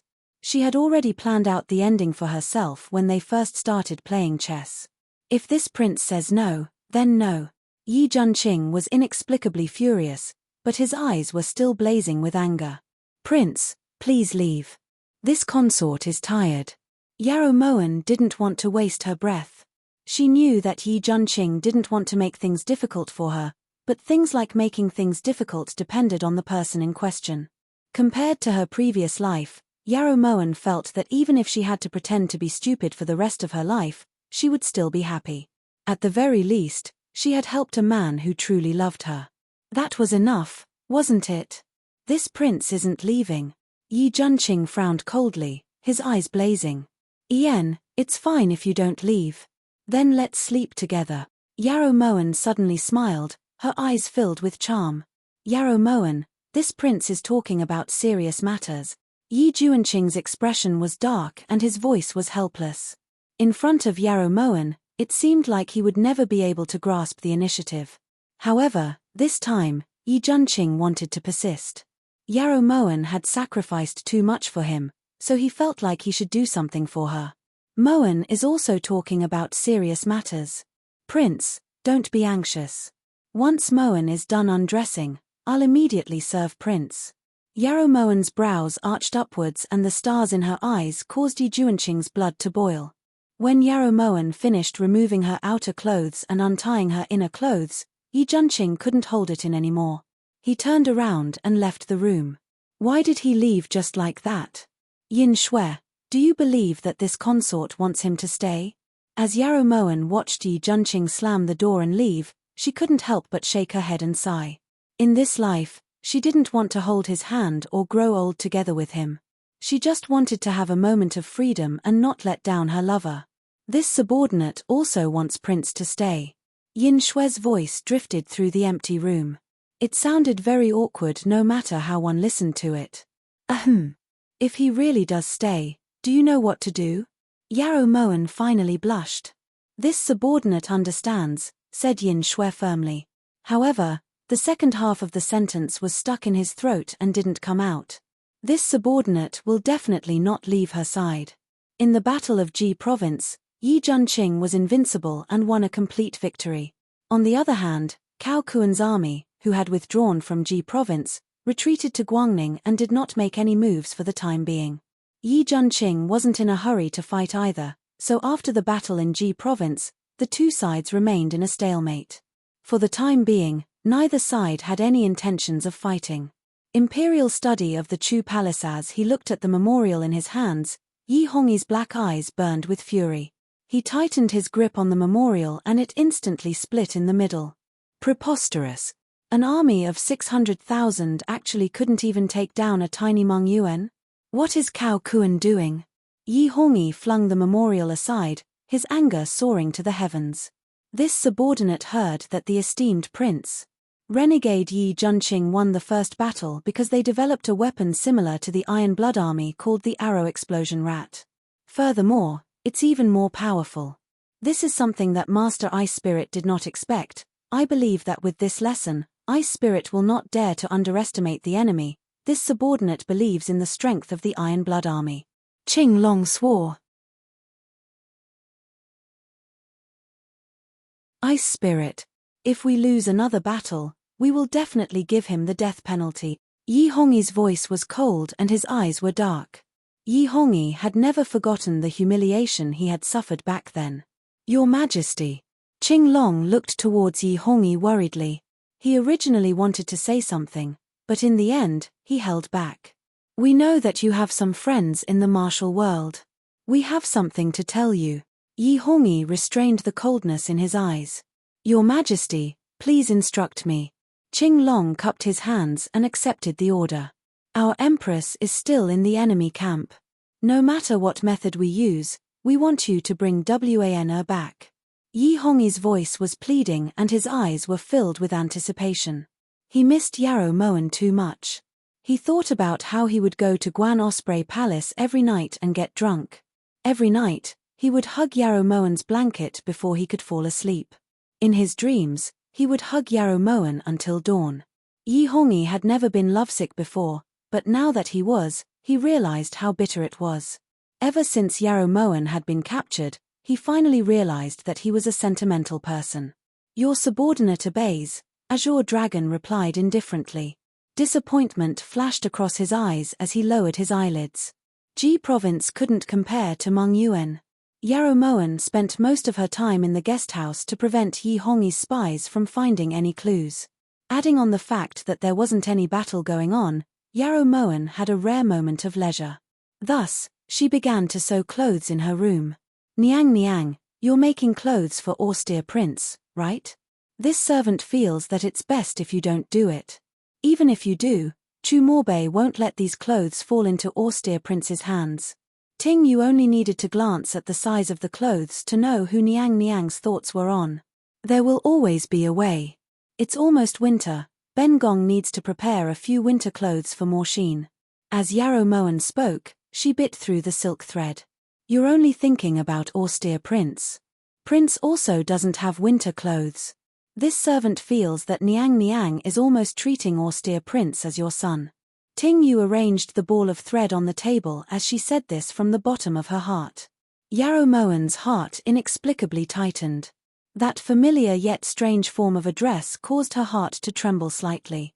Zhong how good would it be if you were still alive? This servant deserves to die. This servant said the wrong thing. When Ting Yu sensed that Yarrow Moen's expression was strange, she immediately put down the ball of thread and cautiously stood to the side. How come Prince doesn't have winter clothes? This consort heard that Yu Funning made 5 sets of robes and even used golden silk to weave a heart-protecting armor. She truly put in a lot of effort. There's also Huan Kia. I heard that she also made a few cotton robes made of top-quality cotton. With so many people thinking of him, why would this consort worry? Yarrow Moen swore that she was only stating the truth, but when Ting Yu heard these words, she couldn't help but feel a bit sour. Niang Niang, this servant has something that I shouldn't say. Actually. Before Ting Yu could speak, Yarrow Moen's eyes suddenly brightened. Ting Yu followed Yarrow Moen's gaze and saw that Yi Junqing was standing at the door. This servant pays her respects to Prince. When Ting Yu saw that it was Yi Junqing, she immediately saluted him. However, Yi Junqing didn't enter and instead turned to look at the person behind him. Yarrow Moen abruptly stood up and her clear eyes instantly lit up. She had always felt that after what Chu Morbei had said, if she saw Chu Morshine again, she would definitely have to go through a series of twists and turns. She hadn't expected to see Chu Morshine here and now. Ian, are you making clothes for this prince? Chu Morshine deliberately kept a straight face, but his eyes were full of vigor. Of course I'm making them for little prince. If there comes a day when Moen can no longer be the Chu Empress, then it'd be good to just go to little prince's side to make a living. Yarrow Moen lovingly patted Chu Morshine's head, her voice exceptionally gentle. Then you still have to practice, said Chu Morshine seriously as he picked up the clothes on the table. This caused Yarrow Moen's expression to turn dark. Shu subject Huangfu Juanxiu kowtows in salute to Chu Empress. Perhaps it was because Chu Morshine was too excited that Yarrow Moen actually forgot about Huangfu Juanxiu, who had come in with Yi Junqing.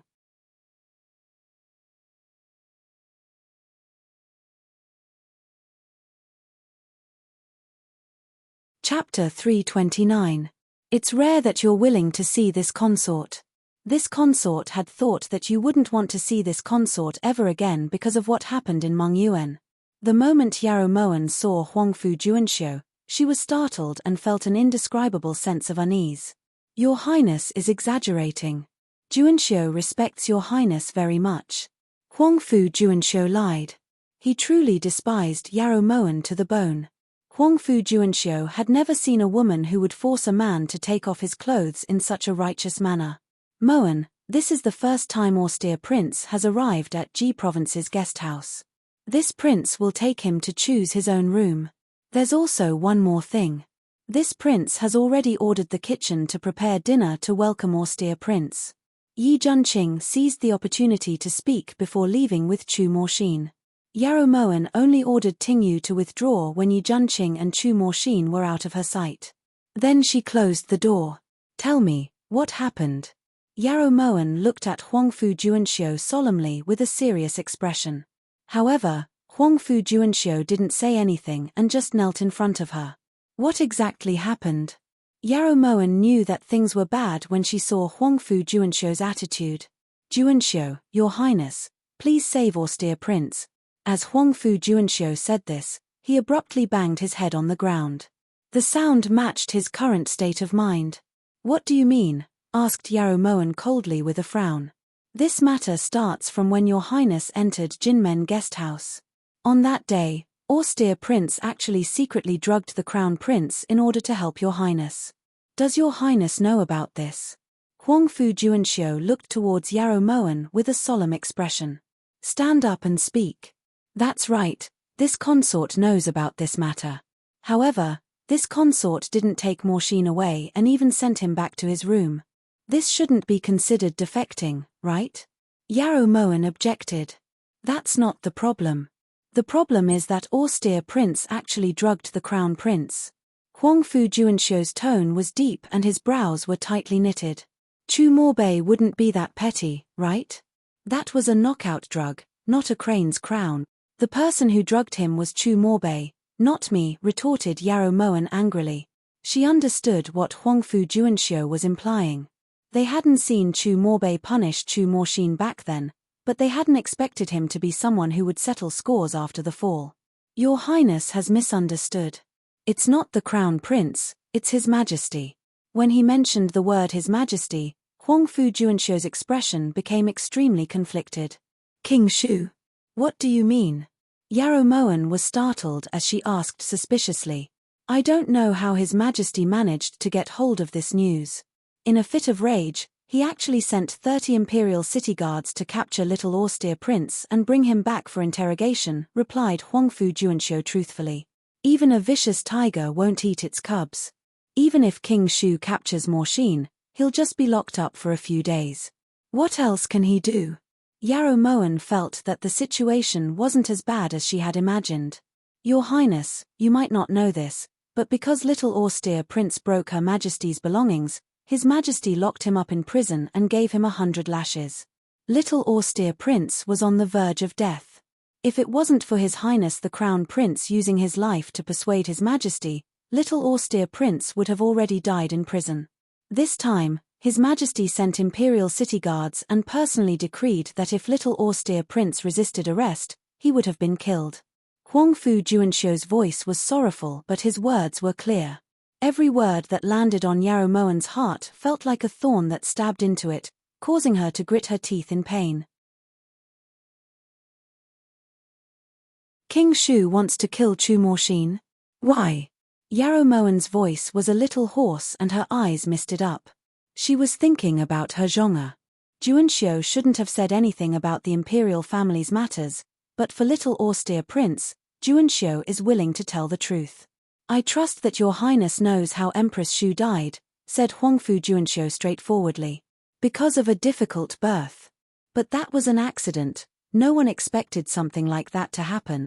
Yarrow Moen suddenly recalled Chu Morshin's self-blame and came to a realization. Even if it was an accident, it was indeed because of little austere prince's birth that Her Majesty passed away. Everyone knows that His Majesty loved Empress dearly. If it wasn't for the fact that Empress was virtuous and virtuous, His Majesty wouldn't have taken in concubines. Ever since Empress passed away, His Majesty would occasionally enter the palaces of other concubines. However, other than Empress, His Majesty didn't allow any of the concubines to give birth to their own children. Currently, His Majesty only has 2 princes, the Crown Prince and Little Austere Prince, but in reality, His Majesty has placed all of his attention on the Crown Prince. As for Little Austere Prince, His Majesty hasn't even looked him in the eye. Now that Little Austere Prince has actually drugged the Crown Prince, this has already crossed His Majesty's bottom line. This time, His Majesty has steeled his heart. If His Majesty hadn't killed those 30 imperial city guards, Little Austere Prince would already be dead, said Huangfu Juanxiu sorrowfully, his voice incredibly hoarse. Preposterous. That old bastard Chu, she actually dares to treat Morshin like this. This consort thinks that he's really tired of living. Yarrow Moen shot up, her eyes glinting coldly as she slammed her clenched fist on the table. When Huangfu Juanxiu saw Yarrow Moen like this, he reflexively cleared his throat. If they really met, who knew who would be the one tired of living? Juanxiu has already explained the ins and outs of the matter very clearly. If your highness is willing to save little austere prince, Juanxiu would be endlessly grateful. However, if your highness is truly willing to let little austere prince stay, then that would be opposing the king of Shu. Even if Juanxiu doesn't say it, your highness should be able to guess the consequences, so Juanxiu won't force your highness. If your highness has no intention of getting involved in this mess. Huangfu Juanxiu's voice gradually became softer. If it wasn't for the fact that it was the last resort, he wouldn't have come to Yarrow Moen for help. What nonsense are you spouting? Morshine will stay by this consort's side. If anyone dares to touch a single hair on his head, this consort will take their head. Chu Shi will do the same. Yarrow Moen's gaze was stern and her voice was powerful. In that case, Juanxiu thanks your highness. When Huangfu Juanxiu heard this, he immediately kowtowed to Yarrow Moen 3 more times.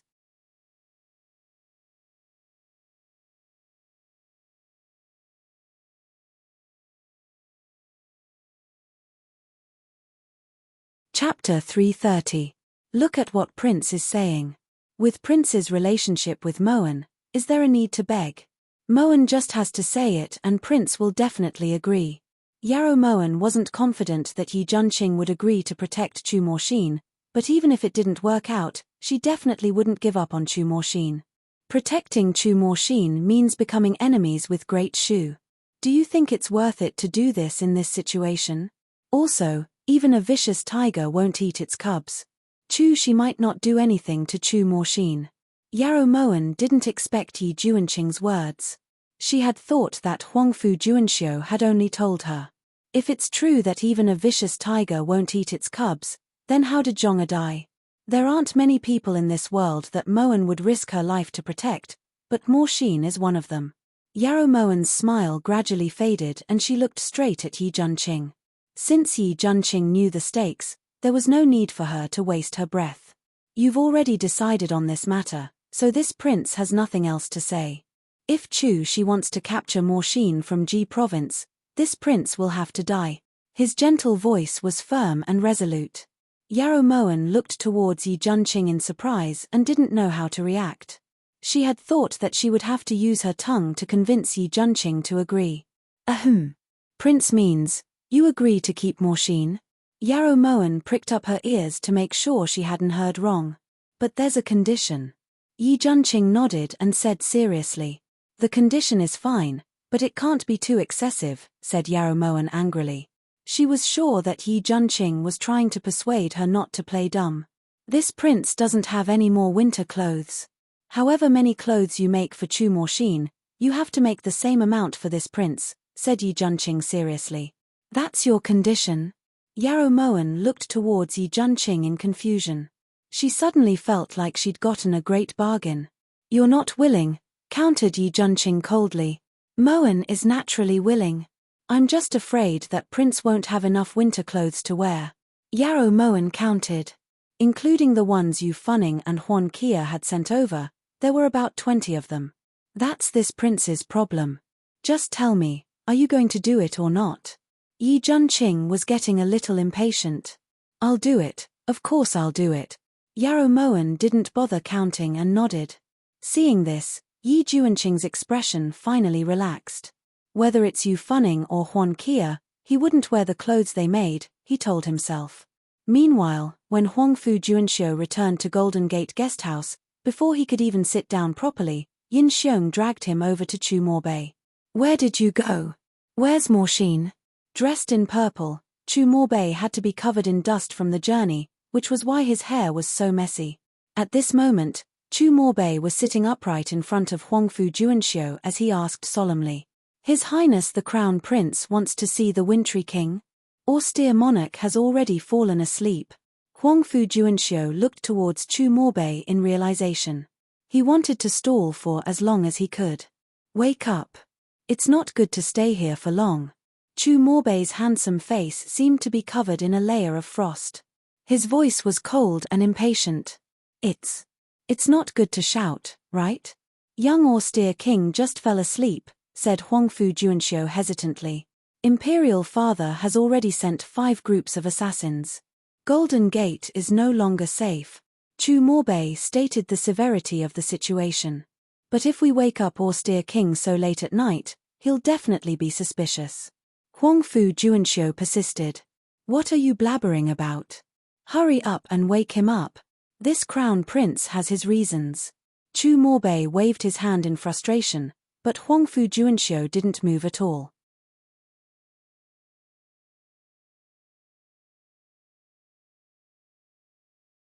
Forgive this subject for speaking bluntly, but His Majesty has made up his mind this time. Otherwise, he wouldn't have sent 5 assassins. Even if your highness has remarkable abilities and has countless experts under your command, if you had confidence, you wouldn't have rushed to the Golden Gates. Since your highness isn't sure, why not let Yarrow Moen try? One more person means one more hope. Also, Juanxiu felt that Empress Chu was truly good to austere king. Huangfu Juanxiu also threw caution to the wind and immediately stood up to block the door. It's precisely because Imperial Father has made his move that this crown prince can't let Morshine leave this crown prince's sight. Huangfu Juanxiu, you should know what this crown prince cares about. Chu Morbei had never felt so powerless before. The Imperial Father he respected the most was actually going to kill the younger brother he loved the most, and all of this was because of him. Yarrow Moen still has 7 cities and 1 million elite soldiers, so it's not impossible for her to protect austere king. However, Crown Prince, you're different. Now that His Majesty has taken back his military power, what can Crown Prince use to resist His Majesty? How can you bear to resist? Your Highness, please believe this subject this time, believe Yarrow Moen this time. Juanxiu, please. Huangfu Juanxiu knelt on the ground in tears and kowtowed furiously. Huangfu Juanxiu's words struck the bottom of Chu Morbei's heart. Right now, he was like a dragon in shallow waters. Other than Yin Xiong, the soulless 3 dreams, and 100 or so death soldiers, he didn't have anyone else he could use. If Imperial Father really made up his mind, what were his chances of victory?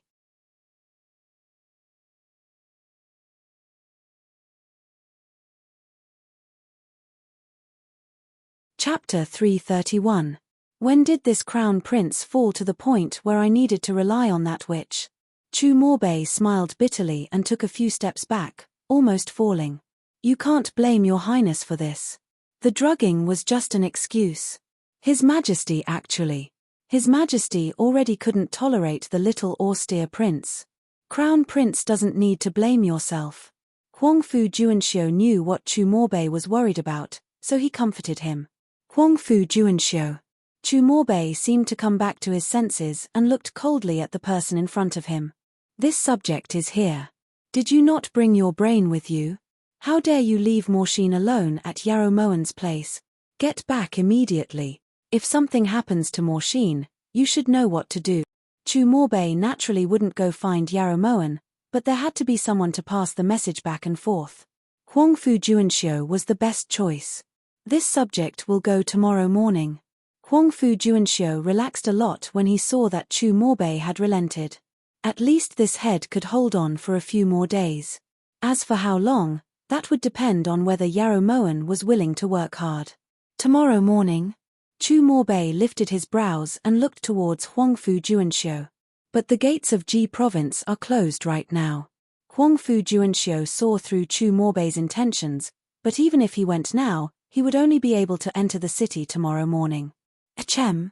This subject will get up right now and run over without stopping. When Huangfu Juanxiu saw that Chu Morbei's eyes had darkened, he immediately cupped his hands with a resolute gaze. There aren't any extra horses in the guest house. Even if Chu Morbei approved of Huangfu Juanxiu's actions, he was still hateful for acting first and reporting later. No problem, this subject can walk. Huangfu Juanxiu vowed confidently, but he was complaining incessantly inside. Thus, Huangfu Juanxiu really walked from Jinmen to Mengyuan and then to Ji province. He only reached Ji province at noon the next day. By the time he entered the guest house, he was already half dead from exhaustion. Yarrow Moen wasn't too surprised by Huangfu Juanxiu's return. After all, how could someone like Chu Morbei ever truly trust anyone? How did Morxin sleep last night? Yarrow Moen asked gently as she threaded the needle. Replying, Master, little austere prince cried the entire night. Yarrow Moen couldn't help but frown when she heard this. There was a drop of blood on her fingertip. You cried all night. When Ben Gong left last night, he was still sleeping soundly. Yarrow Moen looked towards Yin Shui. That's just an illusion. In fact, the little frigid king hasn't slept at all. Ever since Master left, the little frigid king wrapped himself in the brocade quilt and cried for an entire night, Yin Shui reported truthfully. What did he say? Yarrow Moen felt like Chu Morxin was talking in his sleep. No, even the little frigid king's cries are very soft. He must be deliberately holding it in. Yin Shui's voice was also filled with pity. Thanks to Yarrow Moen, Yin Shui also paid special attention to this little prince. After learning everything about Chu Morxin, Yin Shui's heart ached. Looks like he knows. Chu Shi, that old fool. Watch how this empress takes care of him. Whenever Yarrow Moen thought about the grievances Chu Morxin had suffered, she couldn't help but hate this old king of Shu, who she didn't really like at the time. Right at this moment, Ting Yu pushed open the door and walked in. Niang Niang, your lunch. Ting Yu brought the meal in and slowly walked to the table. Little prince has eaten already? Asked Yarrow Moen worriedly. Don't worry, your highness, the little prince's appetite is very good. He finished his breakfast and during the noon meal, this servant added an extra fried fish. The little prince didn't leave a single bit. Ting Yu happily reported. Yarrow Moen and Yin Shui looked at each other in dismay. Back then, Chu Morxin had been drinking Guan Osprey Palace's best Longjing tea and had thought that Yarrow Moen was just trying to trick him with tree leaves. How could he possibly like eating these things now? Thus, Yarrow Moen finally believed that there was someone who could turn grief and anger into appetite. In order to prevent Chu Morxin from eating too much, Yarrow Moen had intentionally told Ting Yu to reduce the amount of food Chu Morxin ate. Even so, Chu Morxin didn't complain about being hungry. It was clear that he didn't really have a good appetite. On the other hand, since Huangfu Juanxiu had come to the guest house, Yarrow Moen didn't let him stay idle. She gave him all the chores of chopping firewood in the kitchen in the name of strengthening his body and training his abdominal muscles. This made Huangfu Juanxiu so tired that his waist and legs hurt and he couldn't sleep every night. Yarrow Moen, this prince doesn't want to admire the flowers anymore. The flowers here aren't as pretty as the ones in Shu Palace. In the guest house's garden, Chu Morxin shook his leg and jumped off the stone bench. Then should we go feed the fish? Suggested Yarrow Moen as she looked towards Chu Morxin with raised brows. All right, feed the fish. Give the fish food to this prince. Before Yarrow Moen could react, Chu Morxin snatched the entire bag of fish food from her. You can't feed them too much, otherwise. Yarrow Moen really wanted to nag a bit more, but when she thought about how sullen Chu Morxin was, she let him be. Chu Morxin poured the entire bag of fish food into the koi fish in the pond. The fish here aren't as pretty as the ones in Shu Palace. Actually, shouldn't this prince return to Shu Palace? If I don't go back, Imperial Father will miss me. His clear eyes were like the stars in the night sky, bright and dazzling. These were the purest eyes Yarrow Moen had ever seen. Those eyes were filled with sincerity and longing. Let's wait a few more days. Moen can't bear to part with you. Besides, the clothes aren't done yet. Once they're done, we can take them away as well. That way, Moen won't have to find someone to deliver them again. Yarrow Moen's heart ached when she saw Chu Morxin's eyes. She could feel Chu Morxin's love for the king of Shu. There was no need to delve too deeply into the love between father and son to know how deep it was. However, Chu Morxin just happened to be so hot-headed that Chu Shi's 5 assassins had already arrived in Ji province. Women really are troublesome. Then let's wait a few more days, but it can't be too long. If it's too long, Imperial Father will miss me. This prince will definitely miss me. Chu Morxin didn't have much confidence in his last sentence, so he repeated it again to calm down. On this side, Yarrow Moen quietly wiped away her tears and smiled. The king of Shu's 5 assassins weren't a problem for Yarrow Moen.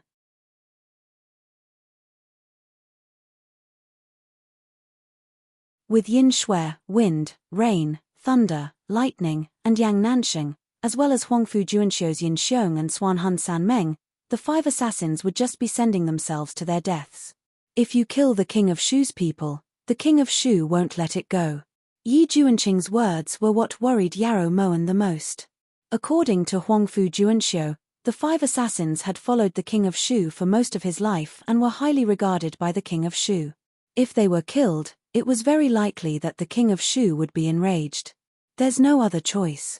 If the 5 assassins don't die, then Morshine will die. Prince wouldn't be regretting this, right?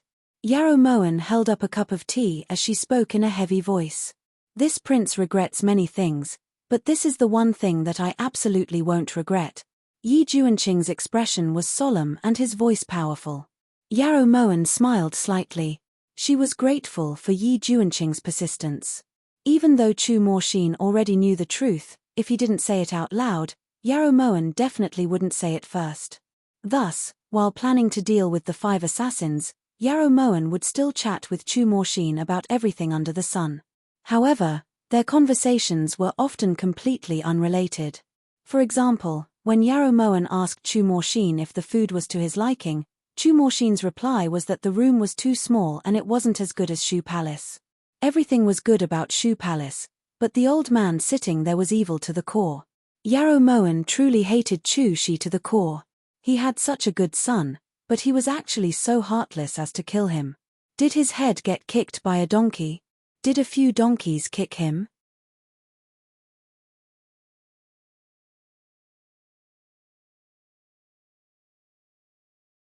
Chapter 332. The 5 assassins arrived just as scheduled and were beheaded by Yarrow Moen. 15 of them were sent to reincarnate before they could even enter Ji Province's guest house. However, just as Yi Juanqing predicted, on the 10th day after the 5 assassins were killed, the Shu army gathered at the Golden Gates and the king of Shu personally led the army. When this news reached Ji Province, everyone was distressed for quite a while, especially Huan Heng in the army. He advised Yi Juanqing several times not to fight if he could negotiate peace. Otherwise, not only would Cao Kuan's army be eyeing them like a tiger watching its prey, the king of Shu could easily destroy 7 cities with a wave of his hand. Later, Yarrow Moen asked Yi Juanqing why Huan Heng felt that they had the capital to negotiate peace. Only then did Yi Juanqing tell her the truth. It turned out that in his eyes, Chu Morshine was the capital. Yarrow Moen understood. It was good for them to have this kind of misunderstanding. If they knew the truth, the morale of the army would definitely be affected. That night, Chu Morshine brought wine to Yi Juanqing for the first time. Austere Prince is looking for Juanqing, asked Yi Juanqing as he looked at the 2 wine jugs in Chu Morshine's hands. Accompany this prince for a drink.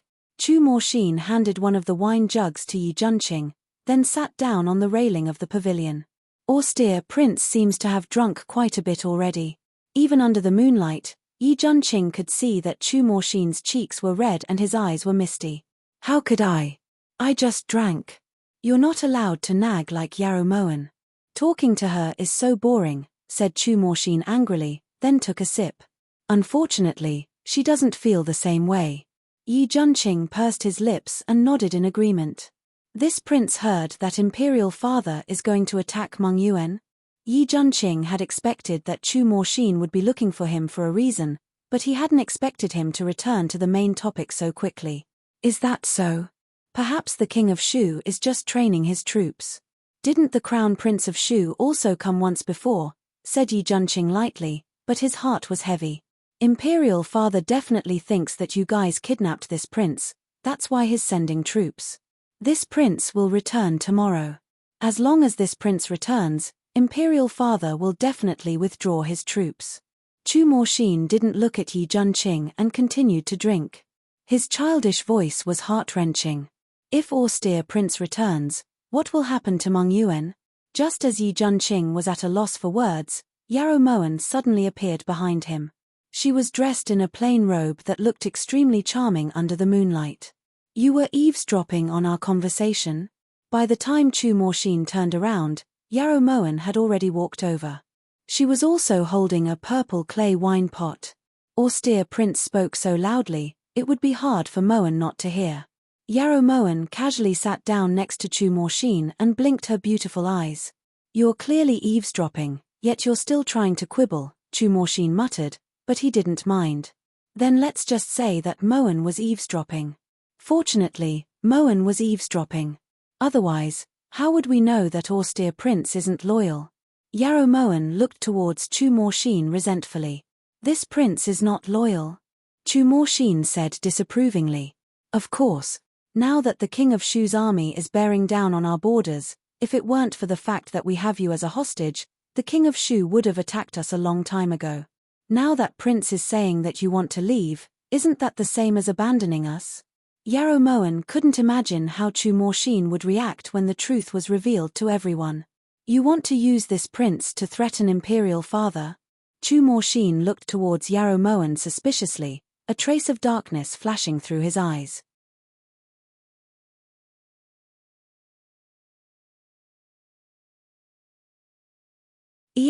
That's what I was thinking." Yarrow Moen nodded. "That won't do. This prince must return tomorrow." Chu Morshin panicked. "Moen has to agree first." Yarrow Moen looked towards Chu Morshin calmly as a strange light flashed through her eyes. "Yarrow Moen, this prince isn't joking. This prince must return, otherwise." Before he could finish speaking, Chu Morshin felt a dull pain at the back of his neck. When he turned around, he saw that Huangfu Juanxiu was holding a stone in his hand. "You." Chu Morshin held the back of his neck with one hand as he looked towards Huangfu Juanxiu in disbelief. "It wasn't me. It wasn't me." Huangfu Juanxiu hadn't expected Chu Morshin to turn around, so he had thrown the stone in his panic. At this time, Chu Morshin had already fallen into Yi Juanqing's arms, unconscious. "Your Highness, can Yin Xiong do this as well?" Whenever Huangfu Juanxiu recalled Chu Morshin's murderous gaze before he fainted, he felt a chill run down his spine and goosebumps rise all over his body. "This consort feels that you're the most suitable. Why can't you do it?" Yarrow Moen looked towards Huangfu Juanxiu resentfully. Since he had admitted that he didn't care that much about Chu Morshin, he knew that this would happen. Right now, Huangfu Juanxiu was suffering in silence. Who knew that Yarrow Moen was also someone who would settle scores after the fall? He had prided himself on not being too stupid, but now he had offended Chu Morbei, Chu Morshin, and Yarrow Moen. It seemed that even if this matter passed, his days wouldn't be easy. "Yin Shui, look after Morshin. Remember, before this consort returns from the Golden Gates, you absolutely cannot let Morshin leave the room." Just as Yarrow Moen said this, Yin Shui and Yin Xiong appeared at the same time. "Empress Chu, Yin Xiong is willing to stay behind to take care of the young prince," said Yin Xiong respectfully. In reality, ever since they had entered the Ji province guest house, Yin Xiong had been trying to find a chance to bury the hatchet with Yin Shui. Unfortunately, Yin Shui had no such intentions, so Yin Xiong wanted to use this chance to have a good talk with Yin Shui. This consort has already handed this matter over to Yin Shui. "As for whether or not you need help, Yin Shui, you can decide." Yarrow Moen knew that Yin Shui cared about this older brother of hers, so she didn't say anything. Reporting to Master, Yin Shui's strength is enough to protect the young prince.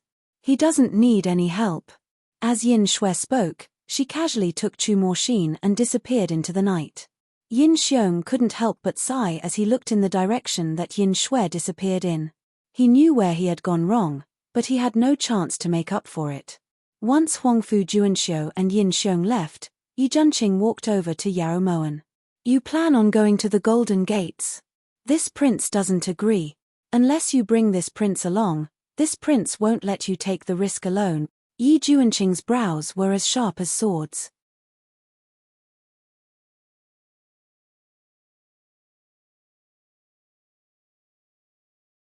When the moonlight fell on his face, it was as if it was plated with a layer of silver.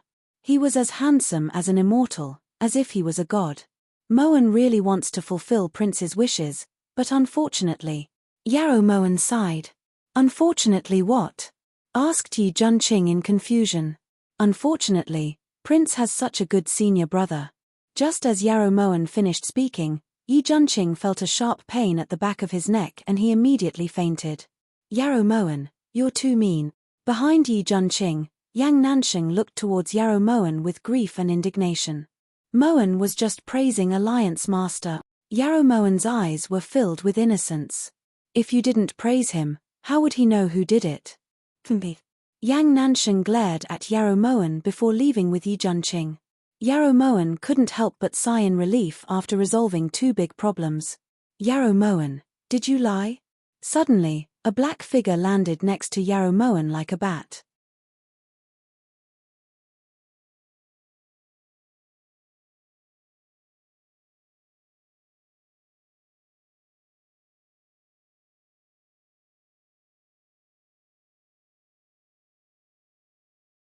Chapter 333.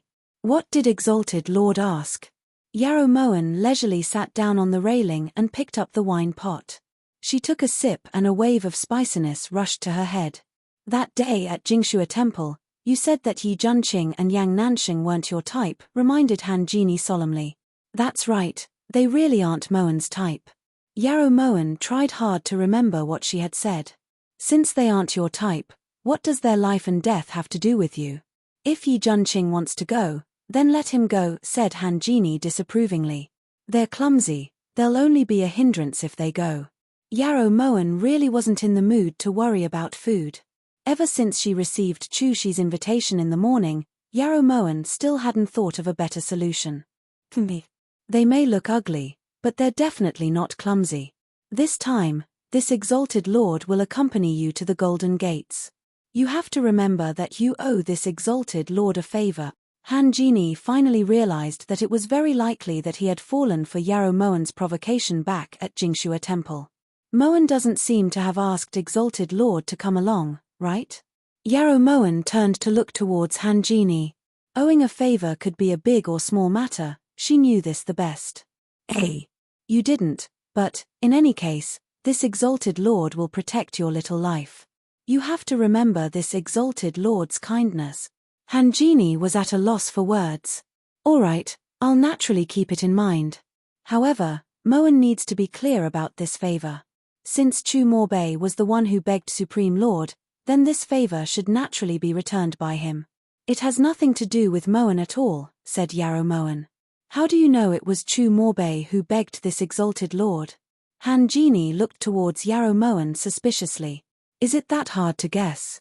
With Exalted Lord's temper, other than Chu Morbei, who else would be able to invite a great Buddha like you? Yarrow Moen was very annoyed, so she just picked up the wine pot and left the hallway. What do you mean by that? What's wrong with this Exalted Lord's temper? This Exalted Lord is just like the cat you raise, very docile, replied Han Jini. Although Yarrow Moen didn't retort, she was silently cursing in her heart. If cats all had that kind of temper, would the tigers in this world still have a way to live? This time, Yarrow Moen was attending the Golden Gate banquet with the identity of Empress Chu. However, since Chu Shi had written her name on the secret letter, he presumably already knew her secret, so there was no need for Yarrow Moen to pretend in front of Chu Shi. The banquet was held in the main hall of the Golden Gate Inn. The food and wine were all top quality. Apart from Chu Shi and Yarrow Moen, only Chu Morbei was present. The first time she'd met Chu Shi was 3 years ago. At that time, she'd met him as the Empress of Chu. During that heated debate, she'd learned that Chu Shi was an extremely shrewd old man who wouldn't be easy to deal with. Empress Chu didn't even bring a maid.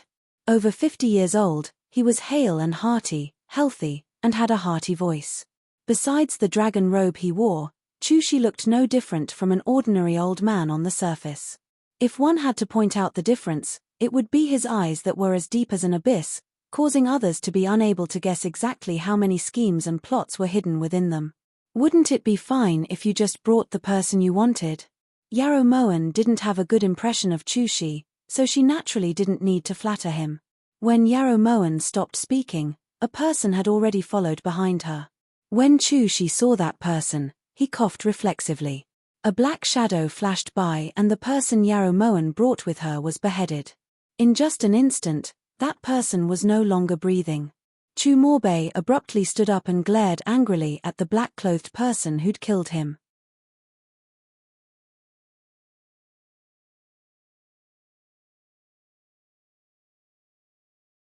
Then he turned his cold gaze towards Yarrow Moen. "Crown Prince, why are you glaring at this consort? It's just a fake." Yarrow Moen didn't care about the man who looked exactly like Chu Morshin. That was just a disguise technique. Furthermore, that person was a death row criminal, so his death didn't make Yarrow Moen sad. What made Yarrow Moen sad was Chu Shi's attitude. The moment the black-clothed person had acted, Yarrow Moen had been staring closely at Chu Shi's expression. Other than indifference, she couldn't see a trace of heartache. He hadn't even furrowed his brows. Even if that person wasn't Chu Morshin, he had the exact same face as Chu Morshin. Even Chu Morbei had gotten up in anger and wanted to slaughter the black-clothed person, but Chu Shi had remained indifferent. Yarrow Moen's probing had ended. Chu Shi really wanted to kill Chu Morshin. What is the meaning of this, Empress Chu?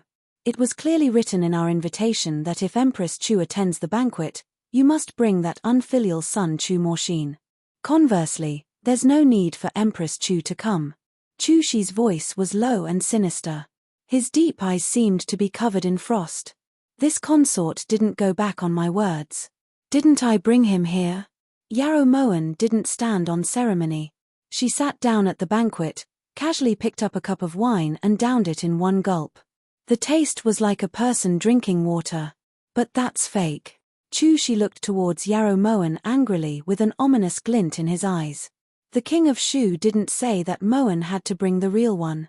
Yarrow Moen looked towards Chu Shi innocently and sneered. Preposterous. Yarrow Moen, you dare to play us? Guards. As Chu Morbei's imperial father, Chu Shi's way of doing things was swift and decisive. At this moment, how could Chu Shi still care about Yarrow Moen's identity? He immediately summoned people to harm Yarrow Moen. What do you want? The king of Shu couldn't possibly be thinking of chopping off this consort's neck as well, right? Although Shu is strong, it's not strong to the point where it doesn't fear the might of the alliance of 3 countries. King of Shu, believe it or not, as long as something happens to Moen, Shu won't be able to have peace for at least 10 years. Yarrow Moen's temper flared up. She had already gotten angry when Chu Shi mercilessly slaughtered that person. 3 countries? Humph. We want to know which 3 countries it is. Chu Shi stroked his beard, his disdain evident in his words. There's no need to say anything about Great Chu. Although Great Chu is in internal strife, if a strong enemy is pressuring their borders, it's not necessarily impossible for them to work together. Especially since this consort is someone that Yi Hongyi cares deeply about. King of Qi, Feng Yihan, owes this consort a favor, so this consort had already drafted a letter before coming. As for the contents, this consort probably doesn't need to explain.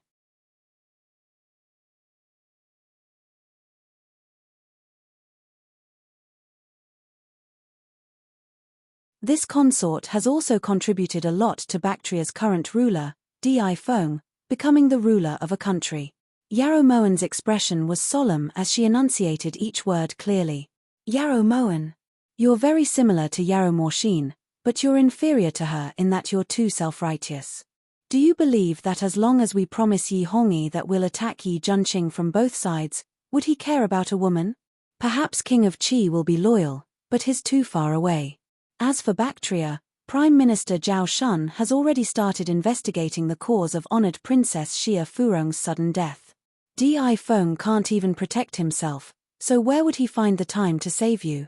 Chu Shi sat down leisurely in front of Yarrow Moen, his eyes filled with unconcealable ridicule.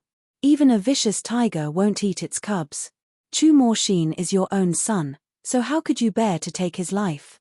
Yarrow Moen had to admit that Chu Shi's response left her feeling helpless. She actually didn't know that Bactria was in such a huge mess. Yi Hongyi also treats you like a treasure. It's already wrong of you to pretend to be an idiot to fool him, but now you're actually secretly colluding with Yi Junqing to rebel against Yi Hongyi's empire? Where's your conscience? Compared to us, how much more noble are you? Chu Shi's words were sharp and his eyes were cold. At least this consort still cares about love. Yarrow Moen retorted calmly. How do you know that we don't care about love? Chu Shi's words caused Chu Morbei, who was sitting at the side, to be unable to remain silent. If Imperial Father cares about love, then please let Morshin go. Morshin is still just a child that's already learned to drug his own Imperial older brother. We don't need this kind of child. Chu Shi abruptly slapped the table, huge waves surging in his deep eyes. Even someone as imposing as Chu Morbei was infinitely weak in front of Chu Shi.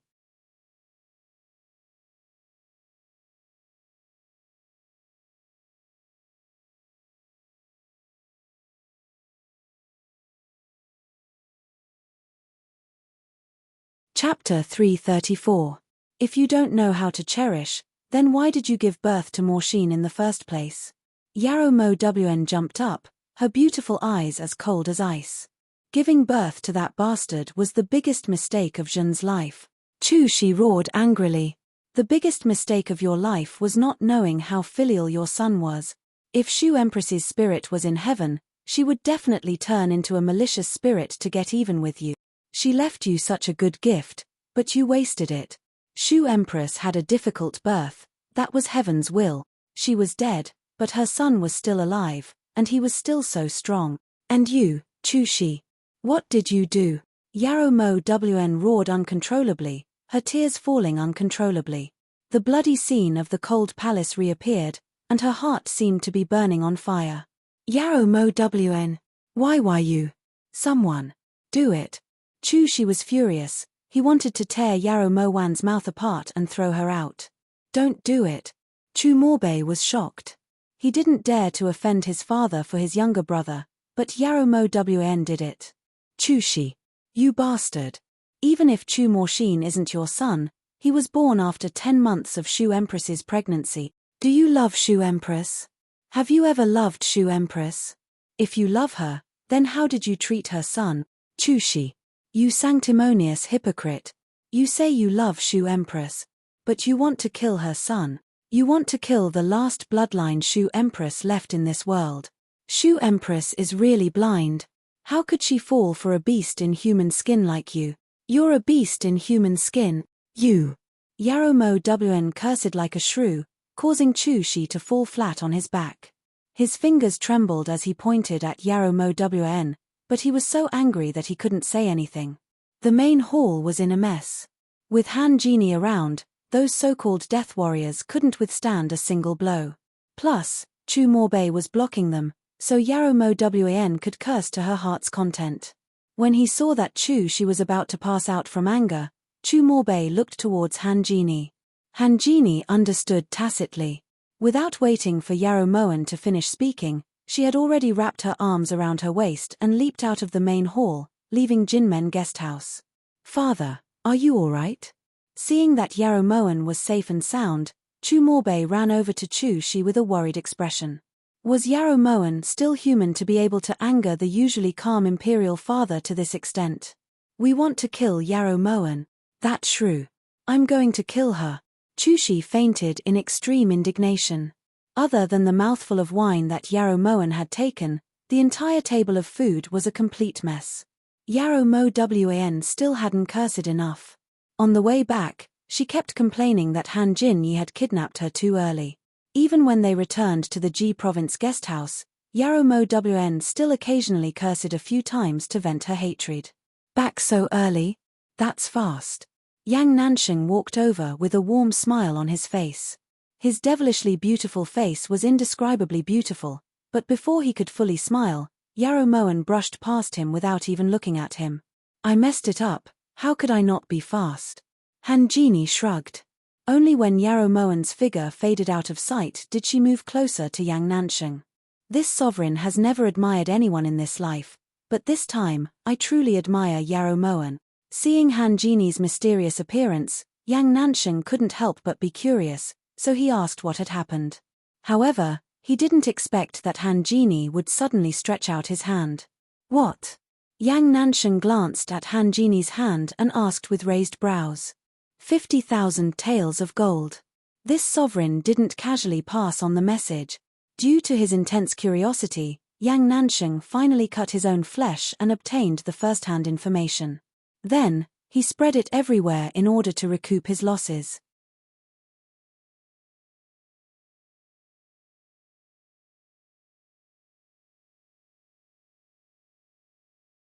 In the end, Yarrow Moen's feat at Jinmen Guesthouse became a secret known to the entire world. Even Chu Morshin, who had always been under Yin Shui's watch, received the news. That's why it was said that impulsiveness was the devil. Yarrow Moen deeply understood the profound meaning of this phrase. After returning from Jinmen, Yarrow Moen had sunk into endless self-blame. This bold and unrestrained action had definitely angered Chu Shi. Even if she wanted to negotiate peace, Chu Shi might not necessarily agree. Right now, she could only seek outside help. She couldn't just watch as Great Shu sent their troops to flatten Meng Yuan. However, when it came time to ask for help, Yarrow Moen didn't know who to ask. It was just as Chu Shi had said, Feng Yihan would send troops, but distant waters couldn't put out a nearby fire. As for Di Feng, not only was he unable to protect himself, the state of affairs of Bactria also didn't allow him to send troops to oppose Great Shu. Just as Yarrow Moen felt helpless for the first time since her rebirth, it was actually Chu Morbei, the person she avoided the most, who had reached out a helping hand. Of course, Yarrow Moen interpreted this as mutual benefit. That night, in the study, after Yarrow Moen and Yi Junqing had finalized all the arrangements, they finally let out a breath. Why would Chu Morbei help you? After Chu Morbei sent the secret letter, Yarrow Moen's tightly furrowed brows finally relaxed. For a moment, Yi Junqing felt that he was too weak, so weak that he was powerless to help even though the people he cared about were in trouble. This kind of powerlessness made him feel ashamed and uneasy. Who's helping who? Right now, it's Moen who's helping him. Once it's done, Moen has to ask him for compensation. Yarrow Moen rejected Yi Junqing's words. Yarrow Moen. Yi Junqing looked towards Yarrow Moen seriously as he called out softly. What is it? After being busy the entire morning, Yarrow Moen finally had the time to drink some water. Have you fallen in love with Chu Morbei? Yi Junqing had never been this serious before. His eyes shot straight towards Yarrow Moen. For no reason at all, his heartstrings were taut as he waited for Yarrow Moen's answer. PFFF, cough cough cough. I fell in love with Chu Morbei. Did water get into my brain? When Yi Junqing saw Yarrow Moen's astonished expression, he suddenly smiled. The fresh leaves on his face were still steaming. The next day, under Chu Morshin's threat of death, Yarrow Moen finally fed Chu Morshin the antidote. Yarrow Moen, how could you insult my imperial father? Did you eat a bear's heart or a leopard's gall? The first thing Chu Morshin did after regaining his mobility was to walk around Yarrow Moen 7 or 8 times. He only stopped when he saw that there weren't any injuries on Yarrow Moen's body. That stuff is coarse and coarse, this consort doesn't like to eat it. Yarrow Moen smiled as she tucked a strand of Chu Morshin's hair behind his ear. It's good that you're fine. This prince is going back. Don't stop this prince this time.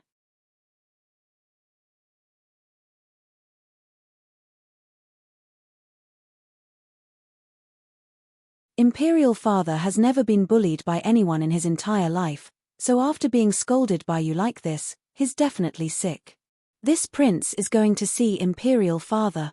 Chu Morshin's expression was solemn and there was a hint of reluctance in his eyes. Will you be able to come back once you leave? Moen misses you, what will you do? Yarrow Moen pulled Chu Morshin's hand as her eyes reddened. Chu Shi, this is your son. He clearly knows that going back will only lead to death, but the only thing he cares about is your body. This prince also misses you. Yarrow Moen, you're so smart. Even without this prince's protection, you'll definitely live very happily, right? For the first time, Chu Morshin didn't complain about Yarrow Moen's nagging. His bright eyes were filled with faint sorrow. With Morshin here, Moen will be even happier. Yarrow Moen looked at Chu Morshin with heartache. He was such a sensible child. He was afraid that everyone would worry, so he pretended to be relaxed even though he knew the truth. Now that he knew that there was no turning back, he was still worried about whether he would be happy or not. TCH, don't think that this prince doesn't know. With Yi Junqing here, who else do you need? Forget about you, this prince is leaving. Chu Morshin abruptly pushed away Yarrow Moen's hand and abruptly turned his head away. Even though he hid it very well, Yarrow Moen still saw him wiping away his tears. Yarrow Moen didn't expose him and allowed Chu Morshin and Huangfu Juanxiu to leave Ji Province's guest house. On the way, Chu Morshin would occasionally find opportunities to teach Huangfu Juanxiu a lesson. Huangfu Juanxiu was speechless and could only endure it. Who asked him to throw a rock at him back then?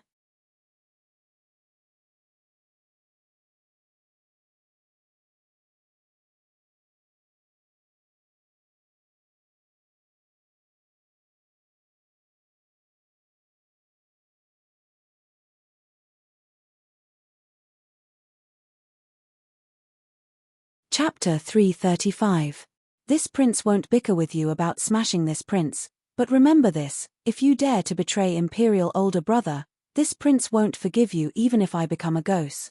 Just as Chu Morshin was pointing at Huangfu Juanxiu's nose and cursing him, a group of people suddenly appeared in front of them. Imperial Father, that's Imperial Father's golden palanquin. Chu Morshin really wanted to rush up, but he stopped. He didn't know whether he should or not, and he wasn't sure if the person in the palanquin would get even angrier when they saw him, or if the person in the palanquin would prefer to see him lying on the ground. In reality, Chu Morshin knew that his imperial father was going to kill him as soon as he returned to Shu capital. He wasn't afraid of death and had never thought of running away. However, he only wanted to see Yarrow Moen. He felt that even if he died after seeing Yarrow Moen, he would be at ease. Now, the time had come. Sun Morshin kowtows in salute to Father Emperor. Chu Morshin took a deep breath, then walked up to the golden palanquin step by step. His eyes were filled with determination. Since his existence made his imperial father uneasy, then it was better for him to die.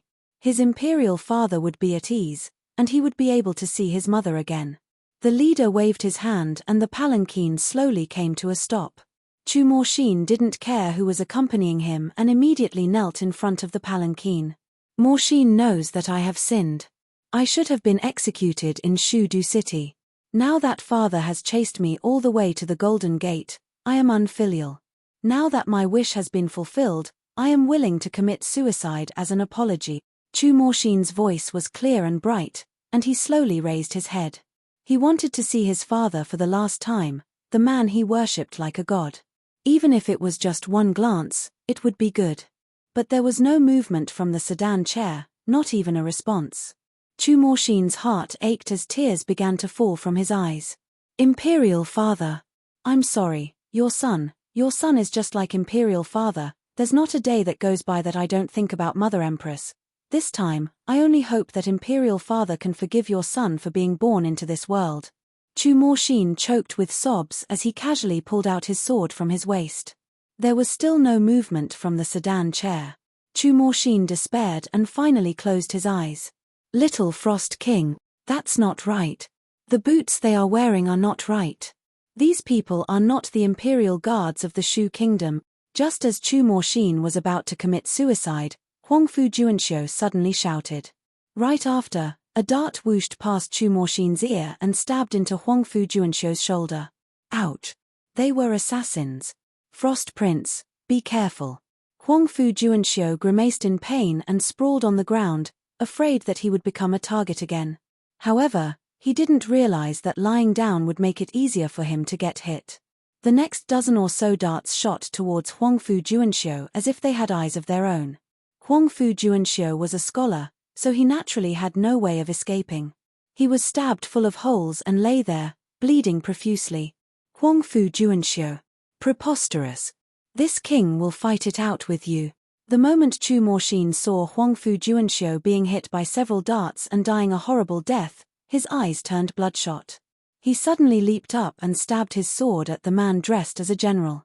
Seeing Chu Morshin attack, the group behind the sedan chair suddenly pulled out their weapons and charged forward ferociously, surrounding Chu Morshin.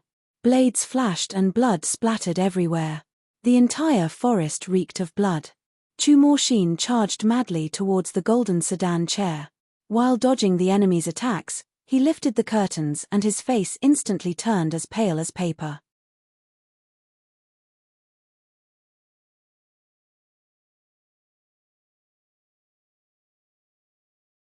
Father! How did you, The intense shock made Chu Morshin forget about the danger he was in. A dart flew out from his left arm and blood sprayed onto Chu Shi's face. It was scalding hot and painful, but he couldn't find the source of the pain. Woo! Inside the golden sedan chair, Chu Shi was tied up with hemp rope as thick as a finger and his mouth was stuffed with a handkerchief. He didn't even know what had happened. He had just woken up. Since you found out, that's fine too. Brothers, kill them. An eerie voice roared out from the leader of the generals. Everyone's eyes had long since turned bloodshot. Blades and sharp swords swept towards Chu Morshin like a hurricane. You bastards! You actually dared to tie up my father. See if this little king doesn't slaughter you all. Ah! Chu Morshin suddenly turned around and stood in front of the sedan chair like a boulder. He used his frail body to block the sedan chair, and the long sword in his hand spun like a silver dragon, blocking all attacks that could threaten Chu Shi. While everyone was busy fighting, darts would occasionally fly over from the distance. Chu Morshin didn't even hesitate when he saw the blades flying towards Chu Shi and the darts flying towards him. He raised his sword to block the blades, allowing Chu Shi to be safe. However, Chu Morshin's right shoulder was bleeding profusely. Woo! Woo! Inside the sedan chair, Chu Shi struggled with all his might to break free, but no matter how hard he tried, his body kept getting tighter and tighter like a rice dumpling. Kill him. The leading general didn't even get off his horse. His cold eyes glowed with a dark green light. When his subordinates saw that Chu Morshin had been hit by the darts, they felt more and more confident and attacked wave after wave. In front of the sedan chair, Chu Morshin's long sword flashed with a cold light as he wildly blocked the weapons flying towards Chu Shi. His body was covered in over a dozen wounds, and blood dyed his robes red. Chu Morshin's vision was already starting to double. He knew that he wouldn't be able to last much longer. Chu Morshin, leave. Inside the sedan chair, Chu Shi spat out an embroidered handkerchief and roared. There was no response. Chu Morshin stood in front of Chu Shi as if he hadn't heard anything. The long sword in his hand gradually lost its aim. Did you hear me? We told you to leave.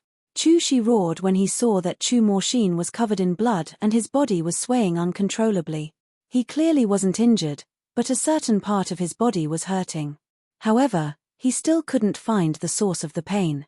There was still no response. Chu Morshin continued to stand in front of the sedan chair like a rock, brandishing his long sword as his gaze gradually lost focus. Suddenly, over a dozen flying darts shot towards the sedan chair like silver dragons. At this moment, Chu Morshin no longer had the strength to block them. He tossed his long sword aside and retreated to the sedan chair.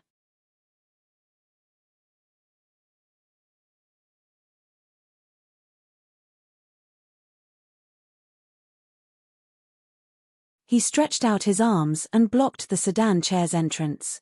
Puff! Puff! Puff! More than a dozen flying darts simultaneously pierced Chu Morshin's body. His body, which was like a mountain, gradually slid to the ground in front of the sedan chair. Don't! Shinna! Chu Shi finally found the source of the pain. It was his heart.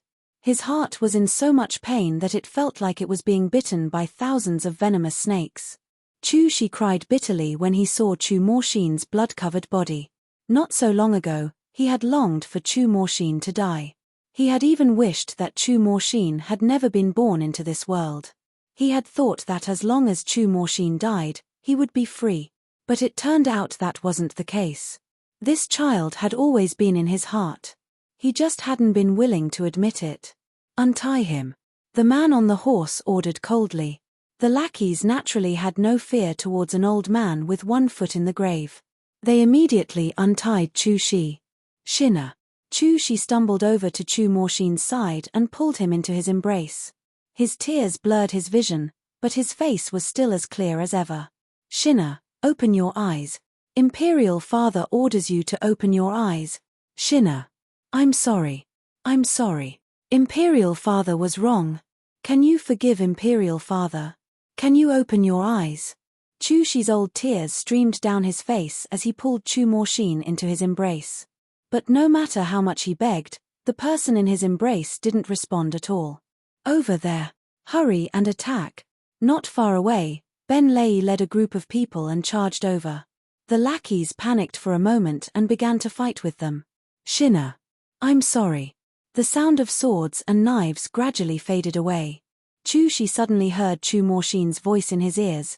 Imperial Father, Shinna killed a cheetah today. Imperial Father, Shinna killed a fierce tiger today. Imperial Father, Shinna can go to Imperial Mother's room. Imperial Father, if you don't like Shinna, then Shinna should move out of the Imperial Palace. Imperial Father, Shinna.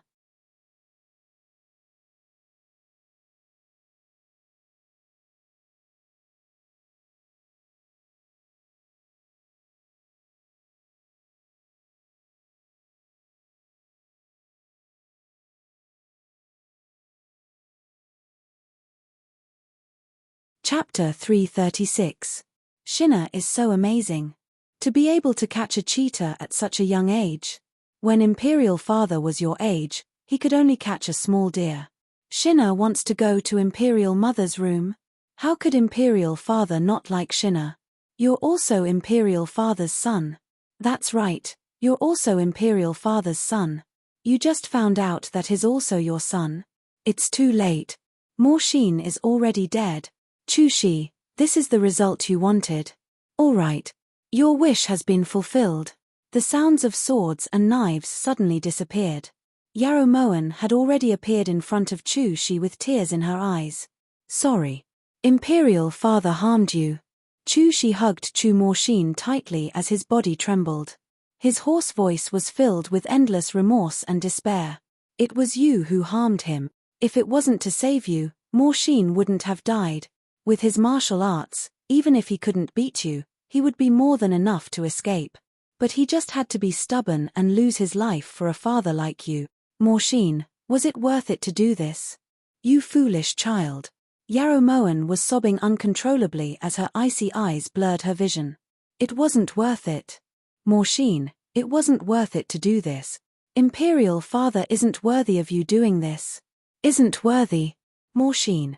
Chu Shi was already feeling extremely guilty and remorseful, so with Yarrow Moen's heart-wrenching words, he cried out in pain. He hugged Chu Morshin and howled towards the sky before fainting. Cough cough. That's enough. Be careful of the King of Shu settling the score later. At some point, Yi Junqing had already appeared behind Yarrow Moen and warned her sincerely. Getting old is getting old, he really can't handle the torment. He fainted after just a few sentences. Luckily this consort had prepared for so long, he got off lightly. Yarrow Moen ignored Yi Junqing's shock and glared at Chu Shi before turning to leave. Luckily the King of Shu fainted early. Yang Nansheng sighed.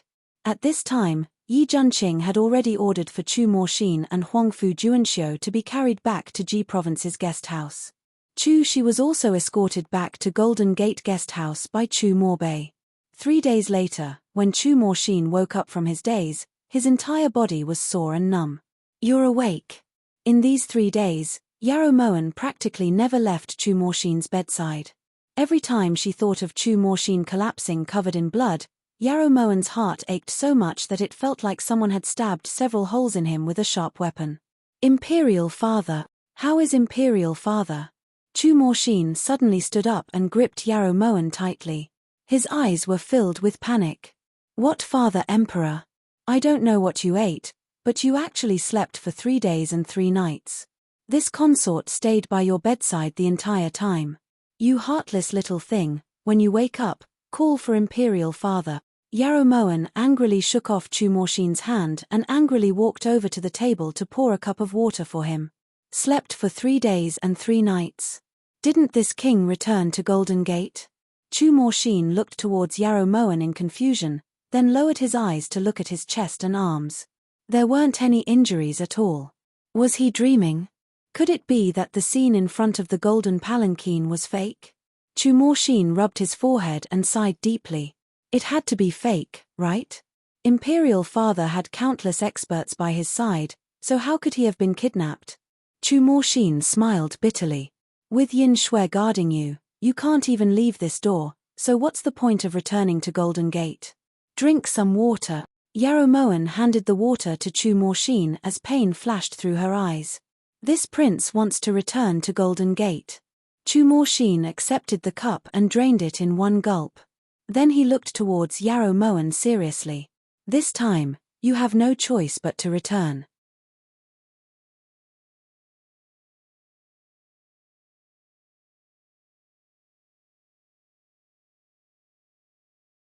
Golden Gate sent news that if we don't let you go, King Shu might launch a large-scale attack on Meng Yuan. It seems that you're really important to King Shu. Morshin, Big Sister Moen has something to ask of you. Yarrow Moen's solemn expression changed to a smile as she looked towards Chu Morshin. What do you want to ask this prince for? Chu Morshin didn't probe further into Yarrow Moen's evaluation of his position in Imperial Father's heart. When you return, can you put in a few good words for Moen in front of King Shu? Yarrow Moen blinked with a smile. Don't worry, this prince will naturally have a way to make Imperial Father withdraw his troops. So you agree to let this prince return to Golden Gate? Chu Morshin lifted his brows as he looked towards Yarrow Moen suspiciously. Now it looks like Moen doesn't have any other path to take. Yarrow Moen smiled bitterly. If it was possible, she would rather keep Chu Morshin by her side, but she knew what Chu Morshin needed more. In the kitchen, Huangfu Juanxiu pointed at Ben Lei's nose and cursed loudly.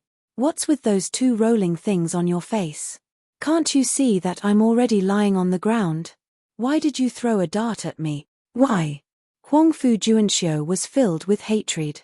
Back then, they had agreed that as long as he fell to the ground, he would be considered dead, so after that one dart, Huangfu Juanxiu had tactfully died on the spot. However, he hadn't expected that he would have to suffer so much after his death. You can't blame me for this. You can only blame yourself for offending someone you shouldn't have. Ben Lei had an innocent expression on his face. In reality, Ben Lei was very sympathetic towards Huangfu Juanxiu's predicament.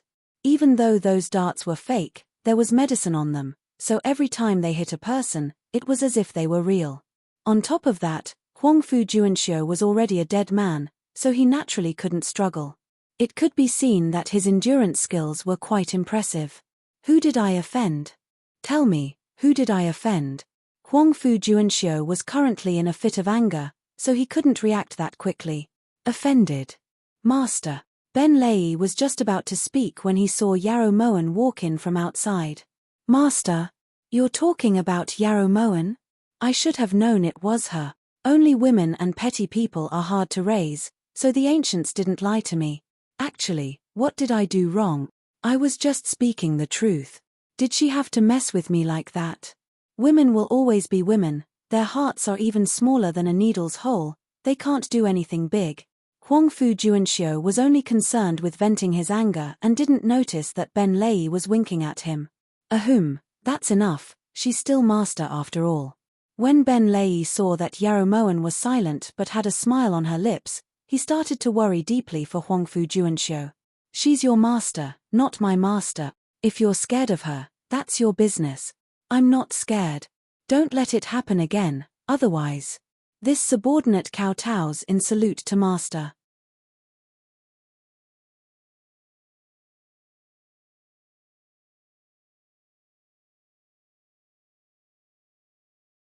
Ben Lei didn't want to see the tragedy repeat itself, so when Huangfu Juanxiu was about to say something harsh, he suddenly bent down and bowed to Yarrow Moen behind him.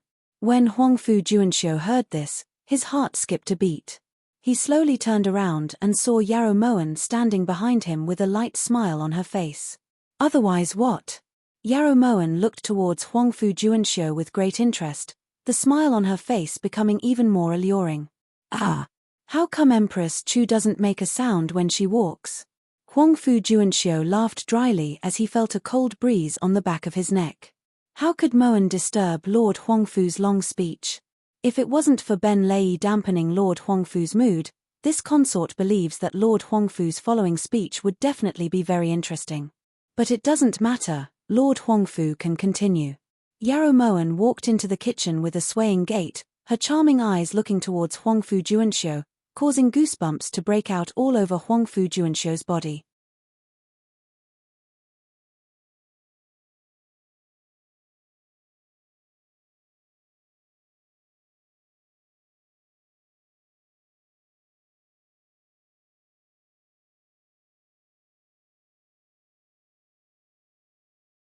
Chapter 337. Cough cough. Perhaps frigid prince has woken up. Juanxiu will go take care of him right now. Huangfu Juanxiu didn't dare to stay any longer and immediately found an excuse to run out. When he crossed the threshold, he even dropped one of his shoes. Even so, Huangfu Juanxiu didn't dare to stop to pick it up. Master. Ben Lei looked at Huangfu Juanxiu's departing figure with great sympathy before his gaze landed on Yarrow Moen. Prepare some laxatives. Yarrow Moen was indeed very vengeful. Yes. Ben Lei also wanted to leave this troublesome place, but just as he was about to take a step, Yarrow Moen called him back. Forget it, this consort will have Yin Shui personally prepare it for him. As for you, are you just going to listen to Huangfu Juanxiu belittle this consort like this and ignore him? Yarrow Moen looked towards Ben Lei meaningfully. Ben Lei was speechless. This was what it meant to get shot while lying down. Thus, Ben Lei was punished by Yarrow Moen to clean the latrines for a month. Huangfu Juanxiu had been extremely careful, but he still couldn't escape Yarrow Moen's vicious hands. Inside the forest, Chu Morshin shouted impatiently towards a corner. It hasn't even been 2 hours since we came out and you've already defecated 20 times. This prince isn't going to wait for you anymore. Chu Morshin was already in a heavy mood, and after being tormented by Huangfu Juanxiu like this, his temper naturally worsened. I'm back. Prince, don't be in such a hurry, Huangfu Juanxiu ran over with a pale face, but before he could say anything, he turned and ran back. When other people eat, you eat too. I've never seen anyone with a straighter intestine than yours. This prince is leaving first. You can stay here and defecate as much as you want. Chu Morshin stomped his feet angrily and decided to leave first. At Jinmen guest house, Chu Shi was supported out of the room by Chu Morbei with Bailey Howren following behind them. Father seems to be in better spirits today. Chu Morbei's voice carried a hint of heartache. It had only been 3 days, but Chu Shi had become haggard and there were more white hairs on his temples. How many days have Zhen been lying in bed? Asked Chu Shi calmly with a slight frown as he slowly walked over. 3 or 4 days. It's all this son's fault for not making proper arrangements. I clearly knew that Imperial Father was allergic to goji berries, yet I forgot to remind the chef, causing Imperial Father to remain unconscious for a few days. This son is guilty. As Chu Morbei spoke, he wanted to kneel down, but Chu Shi helped him up. We didn't say that we were going to punish you. Chu Shi gripped Chu Morbei's hand tightly. His bright eyes shone with a strong father-son bond.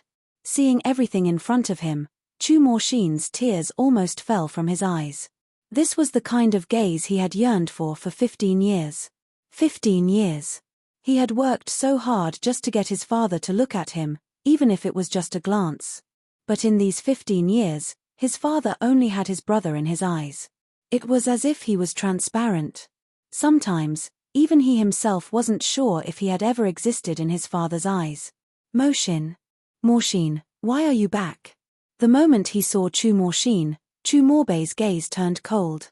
He immediately let go of Chu Shi's hand and stood in front of Chu Morshin. Father. Chu Morbei wanted to say something, but Chu Morshin stopped him. Imperial brother, Morshin wishes to speak with Imperial Father alone. Chu Morshin's clear eyes shone like stars. Faced with those eyes, Chu Morbei had no reason to refuse, but he was still worried. You can leave. Chu Shi looked straight at Chu Morbei and said indifferently, you can leave. Chu Morbei was speechless. Although he was unwilling, he still brought Bailey Howren out of their line of sight. This son, Chu Morshin, kowtows in salute to Imperial Father.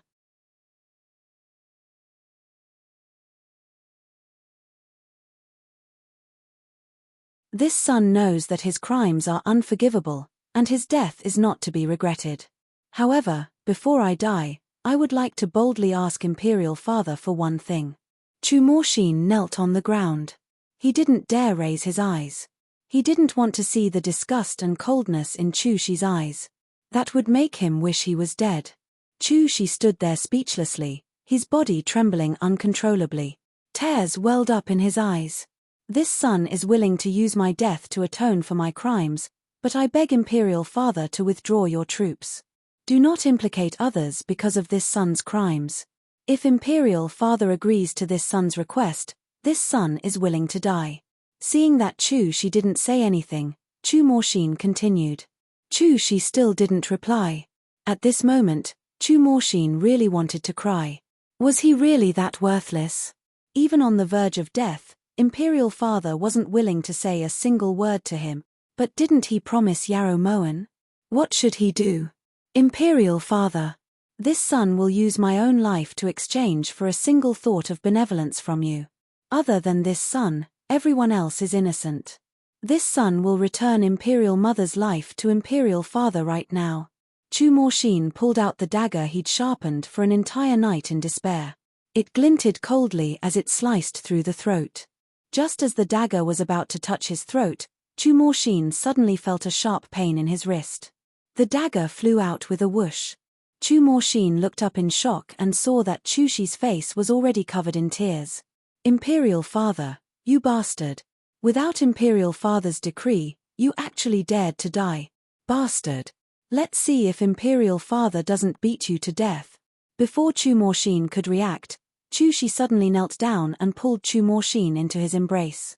His hands continuously pounded Chu Morshin's back as his tears flowed freely. He was sobbing so hard that he couldn't make a sound. Imperial Father. This son is Morshin, not Morbei, right? Chu Morshin smiled bitterly. If he hadn't mistaken him for someone else, Imperial Father wouldn't have hugged him. Imperial Father had never hugged him before. Yes, I'm beating you. Chu Morshin. How dare you leave Imperial Father to die alone? Listen. You're not allowed to die, you're not allowed to.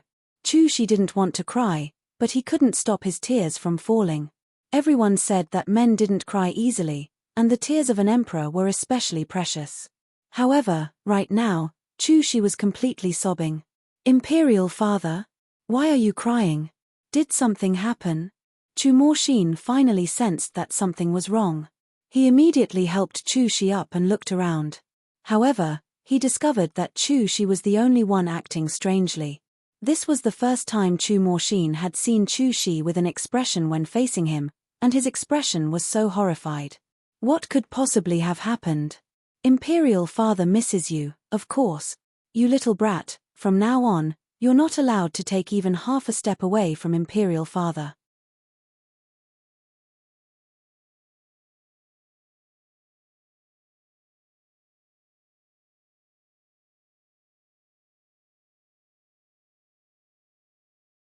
When you get back, immediately move into the Imperial Palace.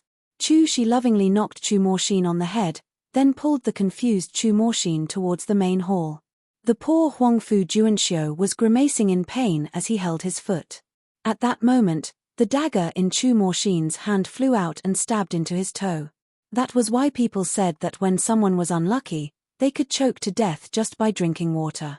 Huangfu Juanxiu's stomach rumbled, so he ignored the pain in his toe and limped towards the latrine. It wasn't until Chu Shi accompanied Chu Morshin to his meal, personally escorted him back to his room, and watched him get into bed and close his eyes that Chu Shi finally left. The moment the door shut, Chu Morshin leapt up and viciously twisted his own thigh with both hands. It hurts. Chu Morshin was in so much pain that he was crying, but his lips cracked open. This wasn't a dream, this really wasn't a dream. That night, Chu Morshin smiled as he slept, his tears drenching his pillow. That night, Chu Morbei was in the study dealing with government affairs when the door creaked open. When Chu Morbei opened his eyes, he saw Chu Shi walk in with a cold expression on his face. Imperial Father? You still haven't rested? Chu Morbei hastily put down the scroll in his hands and got up to greet him. Send invitations to Yarrow Moen and Yi Junqing. We want to invite them to a banquet tomorrow night, ordered Chu Shi indifferently. His face was still expressionless. Imperial Father. Chu Morbei couldn't figure out what Chu Shi was thinking, so he said this doubtfully. In the future, stop interacting with that girl Yarrow Moen. That girl doesn't lose to Yarrow Morshin. Be careful not to play with fire. Chu Shi had never been pointed at and cursed at in his entire life. Yarrow Moen was the first, and she had cursed at him twice. This son doesn't understand Imperial Father's meaning. Chu Morbei persisted.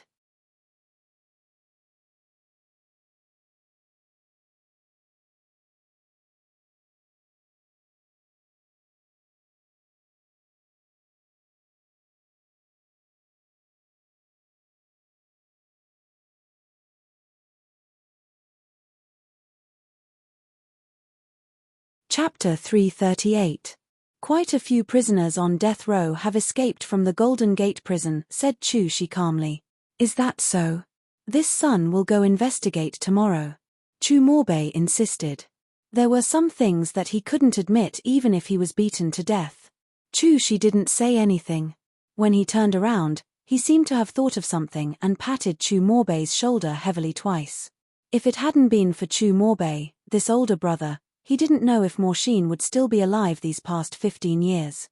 Chu Shi thought this way. The dinner was exceptionally sumptuous. There was fine wine and exquisite delicacies. Just the aroma alone was enough to make one salivate.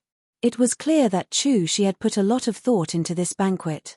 Yarrow Moen, you're here. Yarrow Moen had accepted the invitation, but she didn't see Chu Shi in the main hall. Chu Morshin, on the other hand, seemed to have changed quite a bit in just a single day. His eyes in particular no longer held the faint sorrow they had before.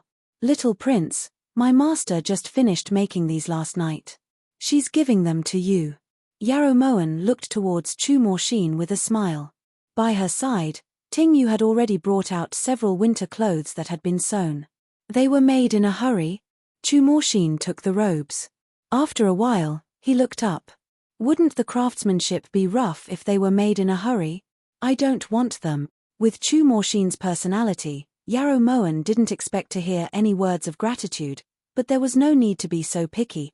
She really had rushed through the night to finish them. It was blood and sweat. Who said I don't want them? Huangfu Juanxiu, help this prince put them away. When Chu Morshin saw that Yarrow Moen was reaching out to grab them, he immediately turned around. Only then did he realize that the person standing behind him had changed to Bailey Howren. Leave little prince to this old subject. Lord Huangfu had something to do and went out. Bailey Howren deliberately covered his hands with his sleeves before he dared to take the robes. Bailey Howren didn't dare to forget the pain from last time. Once Yarrow Moen and Yi Junqing sat down, Chu Morbei finally arrived. However, Chu Shi was still nowhere to be seen.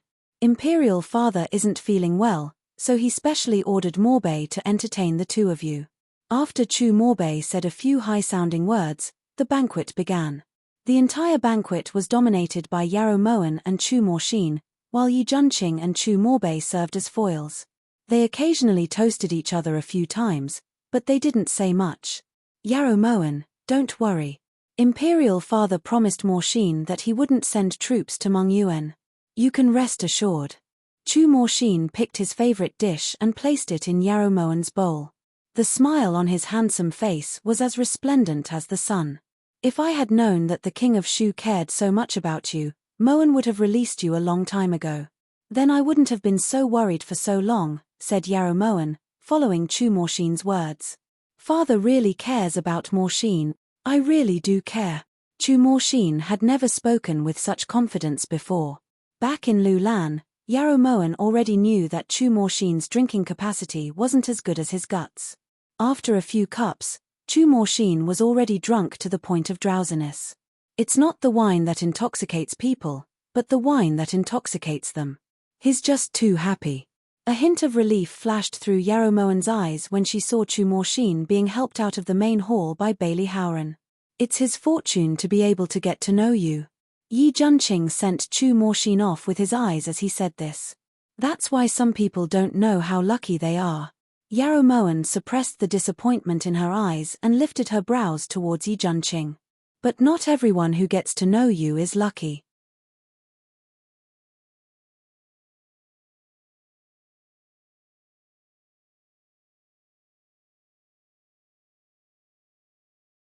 Yi Junqing sensed the deep meaning in Yarrow Moen's eyes and his cheeks instantly turned abnormally red. For example? Asked Yarrow Moen. Yang Nansheng. Yarrow Moen couldn't refute Yi Junqing's words.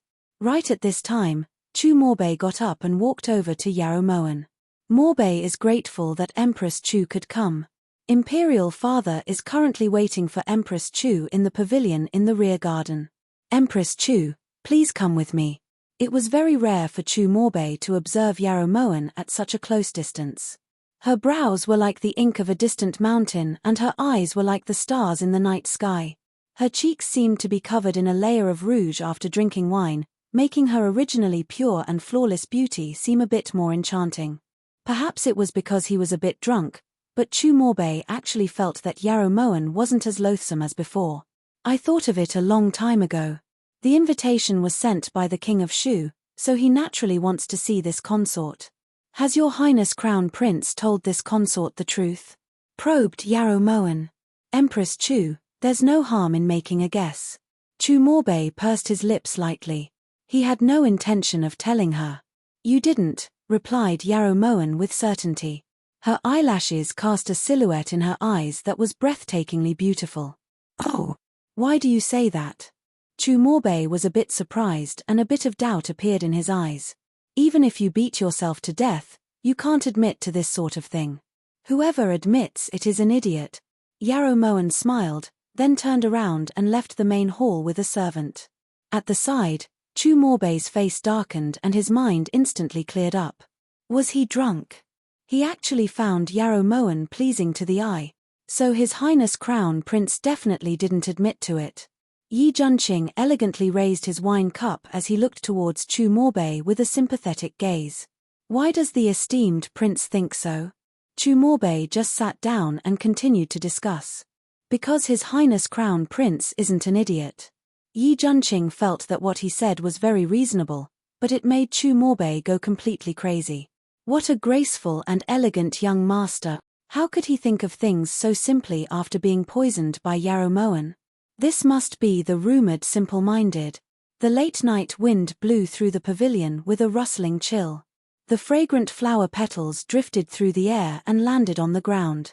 Yaromoen walked over under the bright moonlight like a fairy from a painting riding the wind. The bangs on her forehead fluttered in the wind, giving off an aura of vicissitudes that made people admire her. Actually, if you don't open your mouth to speak, you're still extremely beautiful. When Yaromoen walked into the pavilion, Chu was currently sipping tea. His leisurely expression was completely different from when he was blowing his beard and glaring at her. Likewise. Yaromoen gracefully walked into the pavilion and slowly sat down in front of Chu.